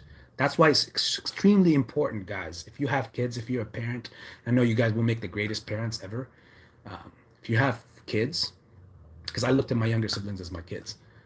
If you have kids, make sure no matter what you do, the most important thing is always keep them feeling full. As far as like what I mean by full, not food, uh, solely and spiritually. You don't want them to ever look at somewhere else and feel like they wish they had what these others have.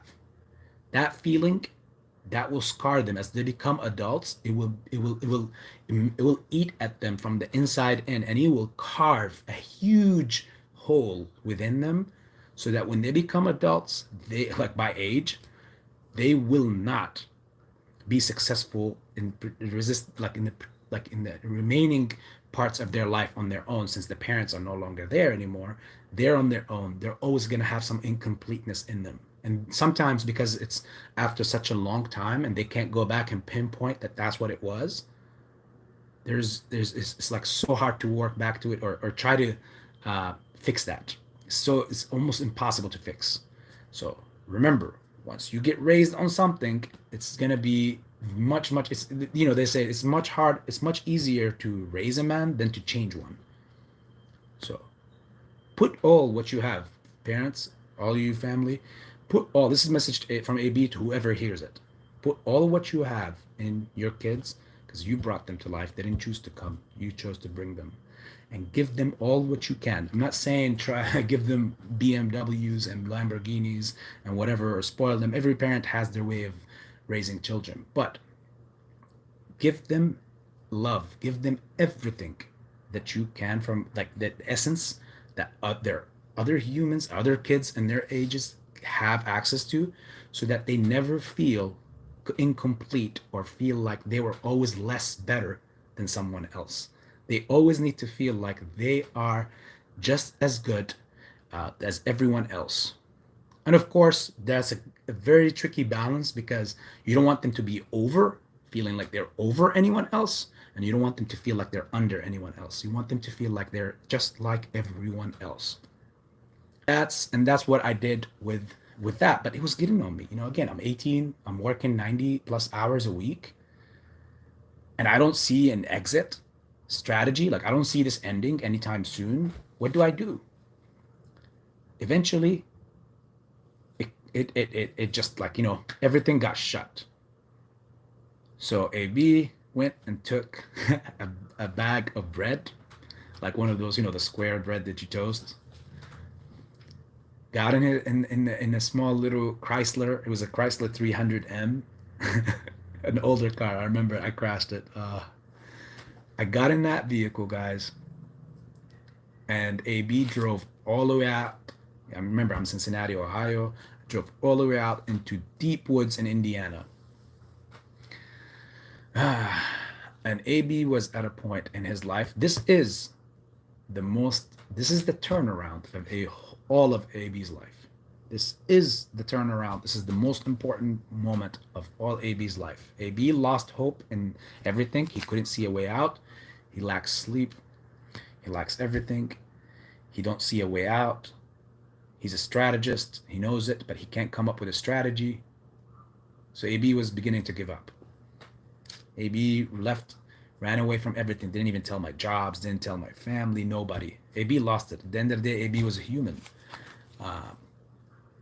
So AB went into the far woods of Indiana, and I kid you not, guys. In my head, I did not care. Coyotes, whatever, wolves, whatever was out there in these woods, I did not care. I was running away from life. I got to my, what you call, everybody has a peak. I got to my peak at that point. And, I just had that bag of bread, and I was in there in those woods, and I'm hearing all sorts of crazy noises, and I was right in front of this like this tree, and it was just like I mean, it's the perfect setup for one of those horror movies, whether it's Wrong Turn or whatever. But I was I was so broken at that moment, in those times, to the point where I was actually like, I don't care. Like, even if freaking Jason came up out of nowhere behind a tree, I'd be like, dude, just get it over with. Like literally, that would have been my response. I'm not gonna run. I'm not like, nah, help me. None of that shit. Just get it over with. I was really down, guys. So I stayed there overnight, second day and night, third day and night, literally living only on that bag of bread and the water bottles that I had in the car. And on that fourth day, it was like literally at night, there was the biggest magical moment and turnaround in all of AB's life. That's the story that you guys all was trying to hear in this what became like a movie now. um, I suddenly something just out of nowhere it came. I think it was you could say the Lord sent it. Uh, Science even had some. I remember looking at it once, and it says like apparently if you step away, and you can go search this out, guys. By the way, because it happened with me. Apparently, science says that if you take yourself out of technology, and because I didn't take my no phone with me, nothing, nothing. It was just bread, water, me, woods, nature. That's it. If you take away yourself and suddenly you stop thinking, it takes about 2 to 3 days apparently that all the thoughts that are connecting you to this life that we live every day, the everyday life, they will start fading away because your new reality will start to set in. It takes about 3 to 4 days, they say, something like that. I mean, I researched that after, right? Because I was like, this, what the hell just happened? I went broken, and I'll tell you what happens. Um, but you become basically after being away from all of planet, like similar to Tom Hanks with Castaway. He overdid it. That was overkill. That's why he became Wilson. um, but he did a great job with that movie. Uh, but with me, it was more like a perfect amount of time gets you away and eventually gets all the everyday life to life matters, like day to day life matters. It gets it away and it moves it away. And now you are literally opening yourself and your system up for only you. Now only you are thinking because all the secondary thoughts like what did he do, what did she do, can I have text, no, you're not connected, you're not interconnected with anything anymore. All that takes about those that much time, whether 2 3 4 days to get out of your system, and now you're just clear. And it was at that moment on that fourth night where it just something clicked. Magical. It was magical, guys. Went, grabbed a notebook and in the car, and I had a pencil, and I was like, okay, I started writing. What do you want? I started with, what do you want in life? Boom, boom, boom, boom, boom, boom, boom, boom, boom, boom. I want my own business. As I said before, I don't want to work for somebody. I want to work for myself. I want to be able to be the one that's playing Monopoly with my own life. I don't want to be playing with somebody else's rules and going with somebody else's rules and live my life according to somebody else's rules or ways. Even if they were correct, don't get me wrong. I just want to do it my way. That's it. That's all I cared about. Wrong or right, I want to do it my way, and I'm willing to live by the consequence with the consequence. So I wrote this, I'm writing all these things, the things that I want and everything. And then right away I was like, okay, that's good. That's what you want. Now how can you get to it? I'm telling you guys, everything was so clear. I was like plotting was coming so quick, like thought after thought. Um, I said that I want by 21, I need to have my first business. By 24, I need to have my second business. By 27, I need to have my third. And by 31, I need to have my fourth business and overall start working on my ultimate overall big plan. Because I knew that eventually I have to get out of retail. I would have to jump into or work toward my big, big, big goal. Now that I wrote the diagram or the body, now I have to fill in. How can I get to this first, and then how can I get to that? But the goals were set. Now how can I achieve them? I started writing. You cannot, if you don't write it, guys, you're always gonna think it, but with time, every day, day-to-day life, and all that stuff, things will make you overlook it, and you'll go off track. That's just what life does. If you write it down and you make something that's something now you owe to yourself, you have to abide by it. Like it's like kind of your oath to yourself. So I wrote down, I was like, okay, I'm going to continue working like this. But if I continue working 95 hours a week, that's barely getting me and my family across. How can I save money to open up my first business by 21? I mean, as I'm writing these stuff, I'm laughing in the same time because it's like, wow, you look where at that point where I was at, it's impossible to think I can open up my own business. Like, what? Going through what I'm going through, opening up a business by that time in 3 years, I couldn't even see it being possible in 25 years, let alone in three. Excuse me. So, so I started writing a plan. Okay, I have to keep all those hours to continue providing for the family. What else can I do? See, when you start opening up your brain and your thoughts and you everything's clear now and you have a plan and you're writing it down, there's nothing that can get in your way, guys. Literally nada. Um, I was like, okay, I'm already dealing with cell phones. I'm working with them. Why don't I buy some personally for me and sell them on the side? Why don't I start fixing phones on the side? I started making posts on Craigslist, and I don't know if you guys know this website or not, but it's still around. Locally, I'll say, hey, I'm fixing iPhone, and it was like the first iPhones at that time. It was they were thick.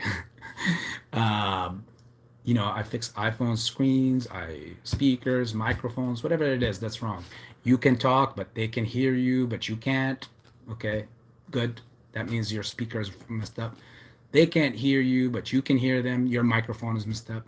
And it's so easy at the time. It's just those two screws in the bottom. You open them up, take that thing out. You open it because the old one had like a wide shell. So you open it up and everything was there. It's so easy. Um, Samsungs, Galaxies. I even was doing the APK software on Galaxies, how to unlock them. People were charging customers like $45 so that they can send an unlock code and get it back. Well, guess what? I dug so deep into it. Your boys was able to unlock those first Samsung Galaxies without any of that. I just connected it and then did a hard reset. And there was a method back then, and that software was able to unlock it for you. Guess what?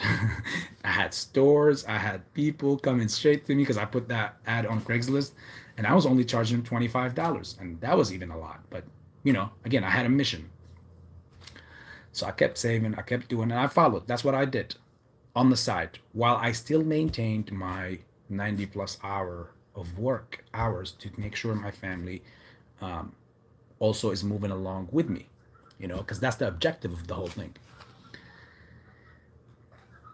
you know, before I turned 21, I'm again, AB is still looking at looking at his peers, some that are, they're all just partying and having fun, enjoying life, being 18 to 21, while AB is doing the opposite. From 18 to 21, AB will say, I did not do no partying. AB was working and off grid. The years that society and the world expects you to be the wildest in, that's when I was the most conservative in my life, in my personal life. So, you know, I use that. That's why you see sometimes I mention something saying, I use this not as weight to bring me down. I use this as gasoline to fuel my vehicle and my rocket ship. You know, okay, they're laughing, they're having fun, they're partying right now, they're looking at this. Hopefully, they'll have a great life, but I'm gonna be something even far greater. And I used it like, as motivation. Like if they're doing this, they're partying, they're having fun, let them. While they're doing that, I'm doing this. And we'll see who will get to the other side sooner, I guess. Again, remember, I was 18, 19, 20. So that competitive edge was there, a little sharp, more sharp, and less broad thinking. Okay. Again, I was telling you about the mindset of an 18, 19, and 20-year-old, not a 33 or a 30-year-old. So it was competitive, more competitive at the time. So I leave, from one place, one job to another, one job to another. I start hearing rumors when I was always a very, very funny and uh, respected individual in high school, and played the three sports and all that stuff. Well, at least the ones that I was able to was soccer, but the other two I did on the side. So the way I was able to, you know, go through all these things, it was just magical in a way. To be able to block out that noise that's eating at you, where other kids are saying that, hey, I can, like other kids that were around that age, I call it kids, 18, 19 is kids compared to me now, I'm old, are having fun. They're going to Panama Beach, they're going to Daytona Beach, they're going everywhere. Maybe stuck in a corner store. It was mad. It was tough, but I had to utilize it or as fuel to fire me. Otherwise, it was gonna dawn out on me. Like it was gonna be extra weight handed on me because it's either gonna that reality was either gonna kill me or it's either gonna make me stronger. But remember, I just came from a magical trip. And I'm not gonna quote no Aladdin or anything. Like this is not a whole new world, but it was a magical moment in my life, obviously, and a turnaround point. And I came back with a plan, and now I just have to stick to it, and I have to let it take its course for over the next 3 years, from 18 to 21.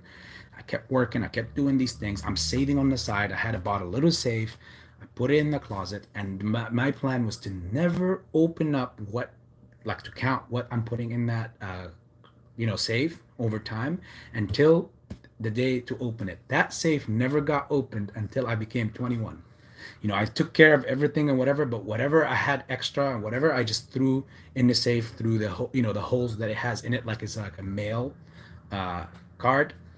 And I never, ever, ever opened it or tried to count what's inside of it. And again, the rule was open it when you're about to turn 21, when it's time to see if I succeeded or I failed in life, in my plan. So that thought kept getting me to get extra motivated. Like, no, no, no, no, I'm not going to fail. I don't take no for an answer as far as an F. I think failure comes from, you have to know failure to understand what success. I understand that. But to take failure and accept it, I feel like I'm a little conflicted with the rest of the world still. I'm still on that path, trying to prove a different theory. And that theory is um, it's okay to fail, but never accept it. That's my theory. I never accept failure. I think it's okay to fail. Failure happens.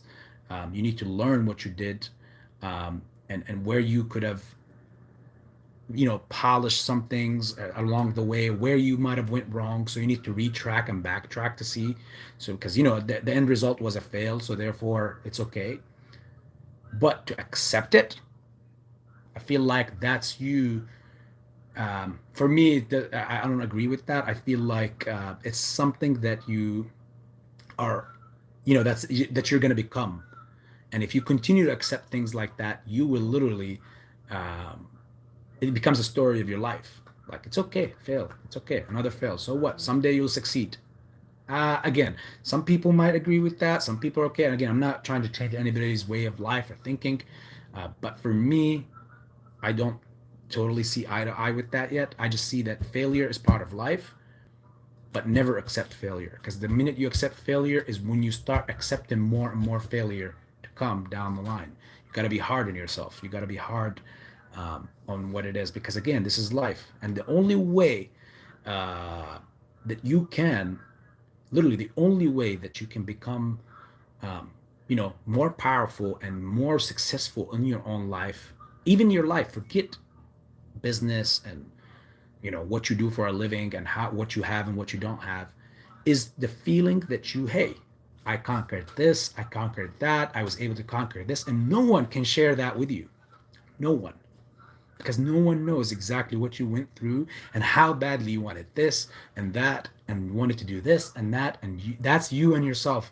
When you sit there and you start laughing with yourself, that doesn't mean you're crazy. When you start talking to yourself, then maybe there's some fruit to that. But when you laugh, when you look up suddenly and you laugh for no reason, um, for me, it's just possibly thinking about those moments. It could be that you're thinking about those moments. For me, that's what it is. Um, So AB continued that crazy work, man. I remember I crashed that Chrysler 300M. um, and I didn't know, I couldn't get to one of my jobs, which is the last person I worked for. You know, he had a phone store. Who it's crazy. I'm not gonna skip. I don't want to give any spoilers. Um, and he that job was literally like the other two were around the house, close. The gas station and the phone store.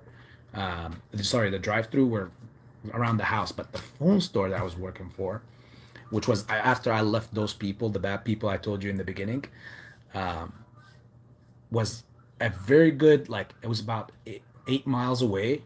It was in North College Hill, and if you're from the Cincinnati area, you know I lived in Clifton while that was in the North College Hill, and just like from the name, College Hill,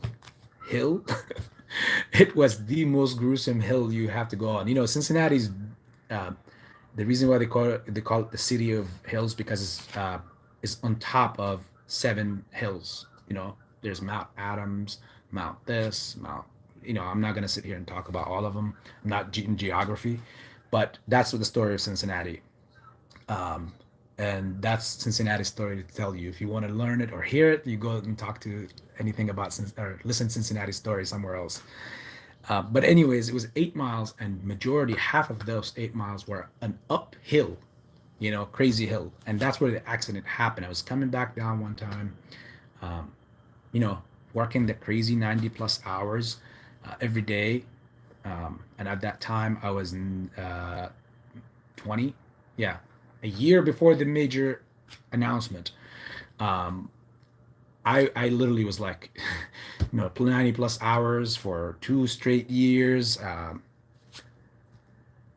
From this place, run from this place to this place. My, you know, taking care of things, having to deal with still with my, you know, my dad's health, my mom's, you know, tears and stuff like that. To see issues like this is not what I wanted to have for a son.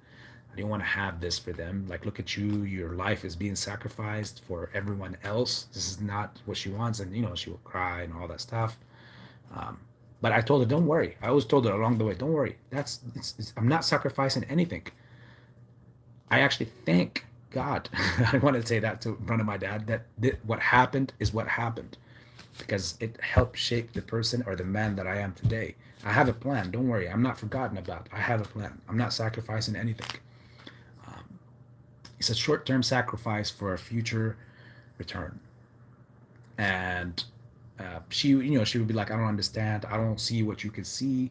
Um, the tunnel looks dark. How I see it. That's what she said. But I told her yes. But where there's so much dark, there's always light at the end. Um, and I will just continue. I'll never share my, you know, what I had in mind, what I wanted to do, whatever, blah blah blah. Like, just kept it to myself. I told her just believe. I have a plan. Uh, and then one day when that crash happened, because you know I was out of it, I was like dozing out. It happened. I ran to this lady. I was like I kind of blinked and then opened up and I saw the car. There was like a heavy brake. This older lady like hit her brakes like really hard. So I tried to avoid it, and by trying to avoid it, I went on to the next lane, and then the next lane there was an SUV coming up the hill, and he just took me out. And at that point, that's when I knew that life itself is an entity that have a life of its own. It's weird to say that life has a life of its own. Life will come at you hard, guys. All of you guys know that part, but it's important how you let it get to you, how you tackle it. Um, I had the you know, at that point I had an option, only one option: open up the safe, try to buy a little car just to get by, and you know it's okay. You'll remake that money again, um, but you need to get back to work, right? Well, at that point, I was like, that's when you probably could say AB was crazy. AB was like, no, no, no, no, you're not gonna do this to me. I started talking to life, and my mom was witness to it at that time when it was happening. She literally thought I, like, that's it. I lost it. She went to the room and she was like, she went to the room like she thought he went crazy. He's talking to himself in his room because I thought I figured it out. I was like, no, no, no, you're not about to do this to me. Life, you're not gonna do this to me. You're not gonna outsmart me. I'm not opening up that safe. Look at the time. It was like like a year before I have to meet my first goal, and this happens like this. I'm not saying that last life what it did to me. I mean, I'm not sleeping, things happen. But to me, I took it as life is doing this. Like, look at that. What are you going to do right now? This is what's in front of you. You can't back away from it. You can't change it. That car is gone. You got into this accident. What are you going to do? 9 times out of 10, most people would just go ahead. If not 10 times out of 10, people would jump. They have no money, but they have a safe. They know they have some money in it. They're like, well, I need to get back to my job. So I need a car. It's okay. I'll just get a little bit and then I'll buy whatever, like just to get me by. But what would that do? That will increase the waiting time, and that would make sure that I would have to miss my goal date. So you know what AB did?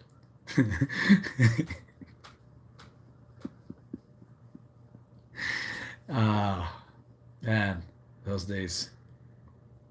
AB started walking to that job and walking back, on a daily basis, 8 miles, 16 total. It was crazy. Don't ask me like how. I lost some hours here and there in the other jobs, but this was the more important one because this was surrounding the business that I wanted to open first. Because he was a phone store. I worked with him so far for those 2 years from 18 to 20, and he was a much better person than the other jobs that I had, and I seen potential. And what he was doing is he was every summer he would leave the States and go overseas. And he thought he was slick by not paying me more because I was the only one running the whole store. He was only paying me $8 an hour, uh, which I was grateful for. It still served my purpose. And AB basically was happy that this guy, the only reason why I saw that opportunity, he saw it as he was getting over on me by paying me just $8, whether he was here or whether he was away for 3 months over the summer overseas with his family. AB saw a lot of potential in that. AB basically looked at it as an opportunity. This guy is paying me so I can learn all this business so that I would know what it's like, not just to work at a phone store, but how to own one, how to run one, and how to do everything about it, who to contact, the companies, everything. And I'm getting paid for it. You see what I'm saying? Some other people used to complain and like, look, other employees will be like, um, you want me to do all this and be here by myself and pay me only this much? No, buddy, you're not gonna. That's because their imagination is closed, is capped. Always keep yourself open. Look at every situation, and that's why I told you the strategy was just for me my strongest suit in my life. Um, I was like, okay, you can pay me, and you think he thought he was getting over on me, but he did not understand that he was giving me every tool and every weapon I needed, and I was getting paid for it. It's just how you look at things sometimes that could change the perception. I looked at it in a complete different way where I'm not being played. No, I'm getting paid like co-op to learn this whole business. Nobody, no business you go work for will teach you all these things on their own as to go because they don't want you to go leave them, right? They don't want you to go do their thing. This guy thought he was slick and he thought he was getting over on me, And I would actually encourage him. Yeah, you need to stay with your family. Spend an extra week overseas. Go ahead, no worries. You need to go overseas and see your parents and your family because I knew that through that I would gain all the knowledge I would need for my next chapter, which is right when that time have come. I knew that I went ahead. I was turning 21. Just a little fast forward, guys. Maybe he was turning 21, and like a month before turning 21, I opened up the safe because it was the moment. When I opened up the safe, I was a little over 22,000 in saves from 18 to 21. Whatever I could do on the side, I was able to put it in there because I had to take care of family. But that was a great amount, right? 21, have 22 and some change. You know, that was perfect. It was exactly $2,340. So um, when I took that money, I looked at it, I literally was so happy. But I also knew that that can't just open up a whole business by itself. But that does not mean I don't want to open my own business. I wrote it in my plans. By 21, I need to have my first business. And I know exactly what business, I know how to get that business, how to go about that business. Well, I had to, now it was my time to be slick on the guy that I was working with. Not insidious, not bad, but to be slick. Just like he thought he was slick for 3 years, now it was my time to be slick. And we talked about it after, and he was laughing. So I told him that it was my time to leave. And he was like, what? Why? I'm paying you and we're good. It's like, yeah, I know, but it's just my time to leave. I want to give you my 2-week notice. In fact, I want to be really, really nice, and just from a gratitude for what you supported me throughout my life, I want to give you a month notice, which correlates with the month before I turns 21. Again, I told you strategy was my strong suit. So I told him that I'm leaving, and he was like, "What? For what? What are you doing?" I was like, "You found another job? Is it something else?" So he's thinking I'm trying to twist his arm to get more per hour. He was so far away. Um, my eyesight was way further down the line, and he was like, um, "Okay, you know what? You've been here for this long and all that. You're due for a raise. You're not. No one is gonna. No one is gonna. You're gonna have to start all over again somewhere else and whatever."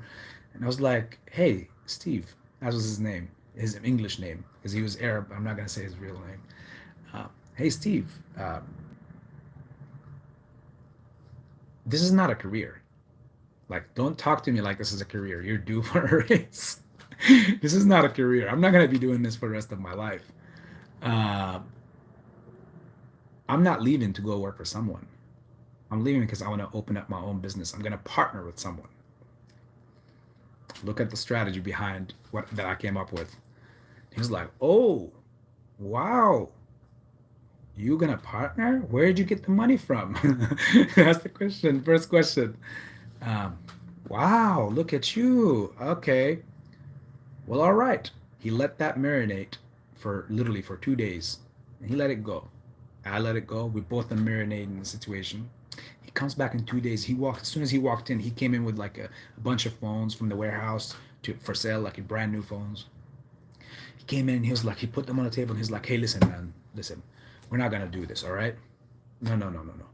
Hey, you're like my younger brother, and I'm not gonna let you or let anyone else go out there and perhaps cheat you or be bad. You don't know these people out there, so I will not let you go outside the family circle, even though we're not related."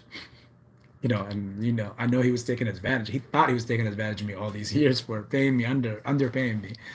Um, he told me, "I will be the partner. We'll partner. I will not let you get away," because I was a perfect employee. His sales were skyrocket the whole time. I'm very good at selling, connecting with people, um, and I don't even need prior training. Like, you just throw me with people, and we'll come back like with hugs. I'll come back with hugs. That's just me. Um, I get along with everyone because I look at what your intentions are, and if I know if I need to keep my distance or not. If your intentions are negative, you don't need it, I stay away. If your intentions are wonderful, I will be able to decipher that very quick, and have a really good judge of character. I'm a very good judge of character, so um, then me and you just have to meet in the middle somehow, somewhere, and that for me is so easy. Again, I strategize. So he was like, "Okay, not gonna let you go with someone else, a stranger. I'm gonna be the one that's gonna partner with you. We're gonna stay together. We're like family now." I was like, "Man, I gave a word to this man. Again, this whole other man is completely made up. Like, there's no other man. Like, I'm basically bluffing at this point."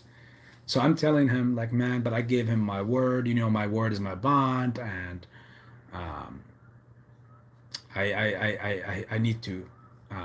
I can't just do this to him. He was like, just tell him, man, it's okay. It's business. At the end of the day, it's just business. He was like, where's the location that you guys are going to open? I was like, I can't say because it's his location.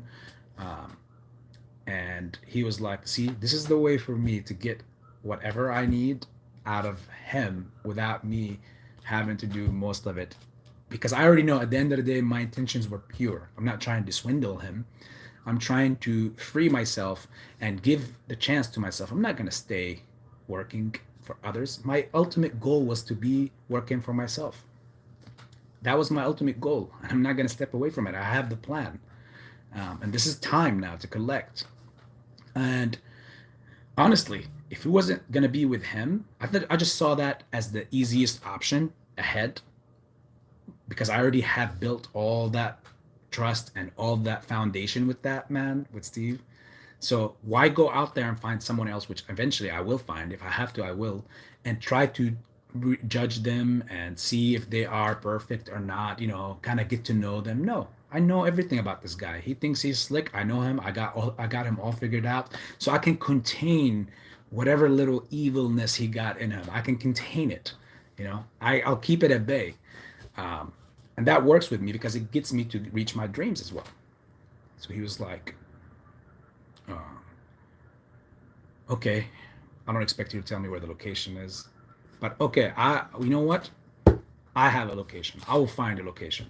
I was like, but he was like, tell the man, call him and tell him you're good. I was like, are you sure this is going to work out? Because I don't want to give my word to the man and for nothing. And he was like, no, no, no, no, no. That's it. It's done. The reason why I also needed the move to happen was because he himself was like a warehouse of phones. So many other stores were buying from him. You see what I'm saying? So since they were buying from him, if I was partnered up with him, then we get a huge, huge, huge, like together, we make a huge, that was a huge benefit for me and for the business because I can get whatever phones I need without having to pay upfront, which is a big struggle for a lot of businesses in the beginning, is to have liquidity or access to whether funds or to products, um, at any time at your own expense, at your own convenience. And him being what he is and what he was at that time, it was perfect partnership. I needed him to be the partner. So he finds a location. We go there and we start working on it. Um, I'm not gonna mention this other individual's name because it's huge for him. But unfortunately, this individual was in the city, and I needed a sign for the business, a huge sign, like a very nice sign, because we called the store. I'm not even gonna say the name for that, but I had to get it, and the sign was there was like a cosign project that they did in the area in that community of Northside, and that sign was like basically to give 10 businesses or incoming businesses also to the neighborhood new signage, but they have to work with a local artist as well who will make the designer and do all that stuff. So it's perfect. But when I got in, it was late, like the deadline for that. So I went, approached their meeting, and yeah, unfortunately, AB bribed somebody. That's why I can't say his name. One of the city members that represented that community, Northside, I'm not gonna say his name. He made it happen. He literally added me back in, and I was able to win to be one of those chosen 10 businesses. Um, and in return for an iPhone. I told you AB is a strategist and he can bridge the gap for anyone. So whatever it is that you want, I will find it. I'll find out. I make a very good interrogator, by the way, because I would not have to pull out your nails. I would not have to do nothing crazy, There's psychological ways that you could do it. But anyways, I ended up getting that sign. We worked on it. It was like a big arm basically holding a cell phone, and that screen of that cell phone, it would be like that's where the neon lights were. So the people driving traffic could see the, they could see the phone sign and see the store. Now it's time for the opening day. AB goes from working for people and from this is a very touchy moment for me, guys, because I remember what it was like. Excuse me, just give me one moment because my mom is knocking on the door. I think it's something for this room.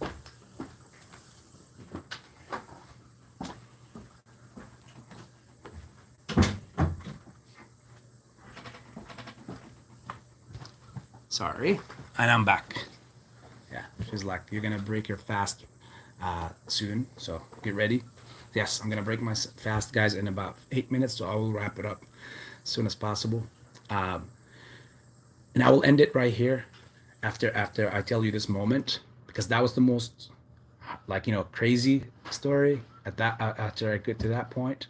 And then after that, the other stories and stuff like that we can talk about different time. But the turnaround began there, like it ended there. And I remember I went from I walked in, I locked the door behind me, and I looked around and I see a desk in front of me. I see shelves and showcases filled with phones. I see the walls are filled with pouches and phone cases. I see an unlocking station with 2 computers in it. I see my desk, like I said, with like a computer on it and a printer next to it and a phone next to it, landline. And I have in the back, I had a room that was all just pimped out for me. I had like a man cave. I had a hookah back there. I had like 2 big leatherette, all black and red lining couches on it. I had a small mini fridge in the back. I had a little oven, not an oven, a burner, so that I can put the coals on it or sometimes eat something. I had a TV in there. Sometimes I would spend the night literally in my store after hours. So I'm looking around, and I kid you not, guys, I fell on the ground in tears, because I knew what I had to go through. I went through having to 3 years of sacrifice, suppression, going through not doing what my peers were doing and everything, and now I have my own business. It's unbelievable. Just 3 years ago, I was wild in the woods, didn't see a way out, and now it came true. So I went, turned the open sign on, unlocked the door, went, sat on the desk, laid back, grabbed the mouse, looked at the computer, and I was like, man, I can't do this. I'm a business owner. No more 3 jobs working, no more 90 hours a week. I continued to do like 48, 50 hours because I was running my own store, but that was heaven compared to the schedule I had before. 90 plus for others. Now I can do it, me. I decide what happens. And whatever I sell benefits me. All the motivation I needed. So, hopefully, guys, I did not put you to sleep or bore you out with the AB story. That was AB's turnaround story. And then until that point, the struggle of AB at least believing if it's possible or not, that's when everything changed. When I was able to actually understand that, yes, if you put really your mind to it and you put a plan and you write it and you go through the hardships and the sacrifice, you go all in. I went all in. I left college. You remember all the details of the story. There's no way you can fall backwards. If you go all forward and all in forward, there's no way you will fall backwards. You will always fall forward. Either reach your goal or somewhere around it. But you really have to believe in it. You have to have your conviction. And in a way, I use that with AMC and GameStop. Look how that whole loop came around, because um, it's it's it's it's crazy how it's crazy how, like me, you know, seeing the similarities that we're going through with AMC and GameStop, and I compare it to what I went through back then. The answer is, I don't care how long this takes or whatnot. I just want to add more to it because I believe in it, and that's why I will not fall backwards. I'm gonna only fall forward. If there's anything you could take away from that story, um, is to never look back. It's so many things you can take, but for me, I would say is to say that it's always possible. It does not matter what cards you're dealt. It does not matter what's against you. What matters is what you're willing to do about it. If you become a critic like them, you'll never be able to achieve. They will always be correct. All your odds, whether it's people or whether it's life. Remember, life tried to screw me over and try to delay my succession in life, but I didn't allow it. I chose to walk, and it paid off. Paid off. I hope I did not, you know, bore you guys, and I hope you were able to walk away with one or two things from everything I shared with you. And plus, I'm super honored that you guys were able. Someone else wanted to even hear my story. Who am I? So let me read some things real quick. Stacia said, "You had me for a second." I don't expect any of you guys to all still be here. Pretty sure you guys were mostly gone.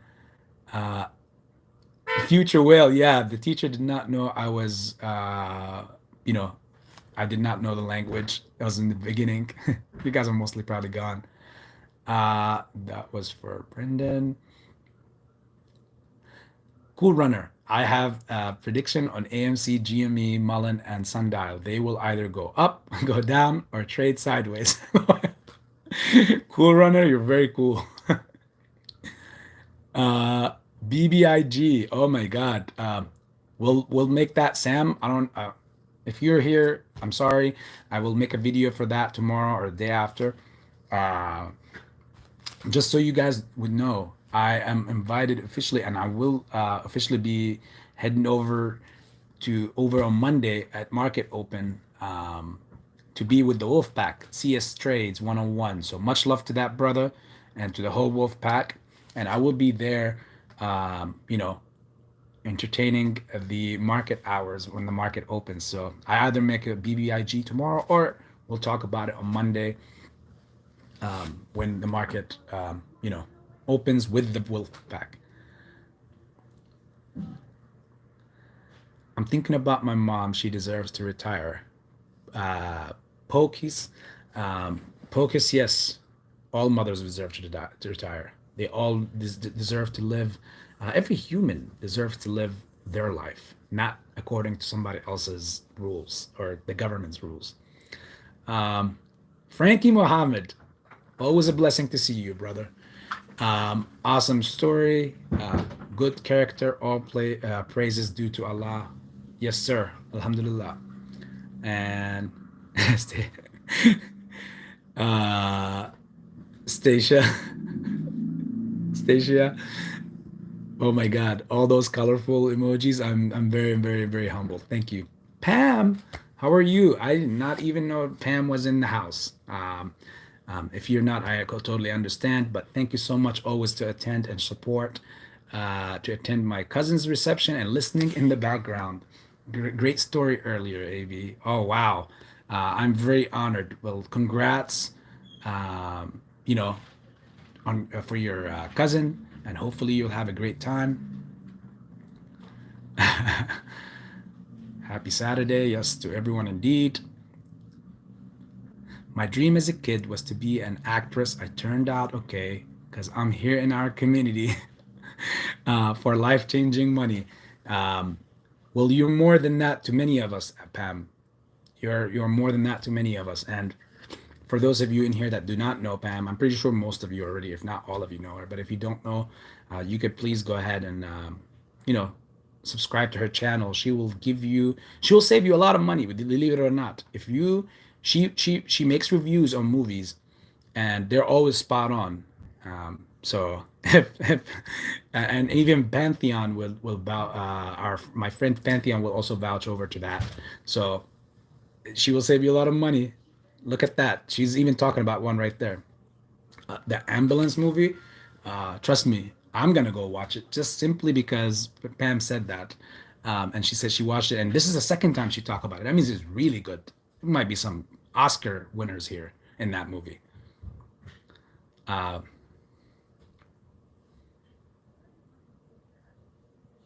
oh, everything everywhere as well should be good. Okay, I'll write that one down too.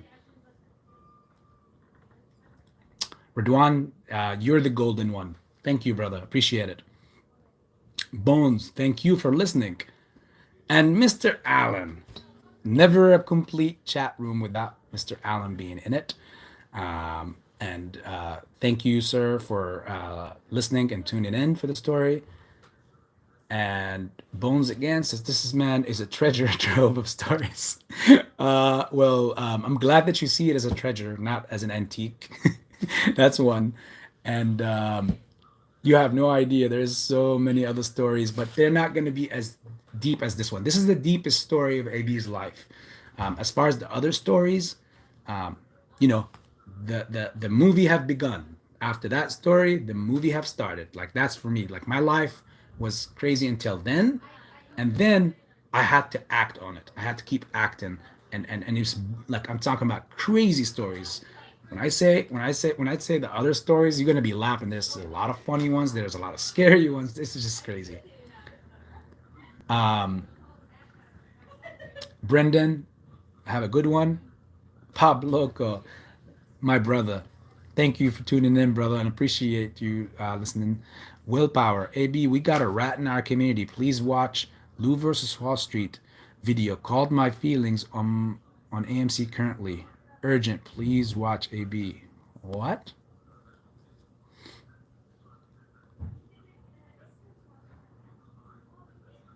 Mr. Fanula and Mario, thank you so much. You are the best.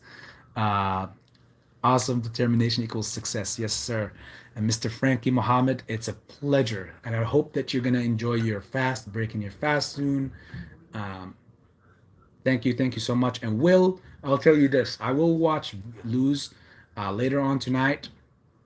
Um, and probably I will, address it either late at night tonight or tomorrow morning at some point.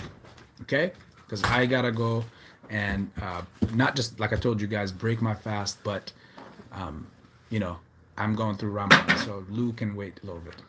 Until then, once again, guys, much love and AB Investments.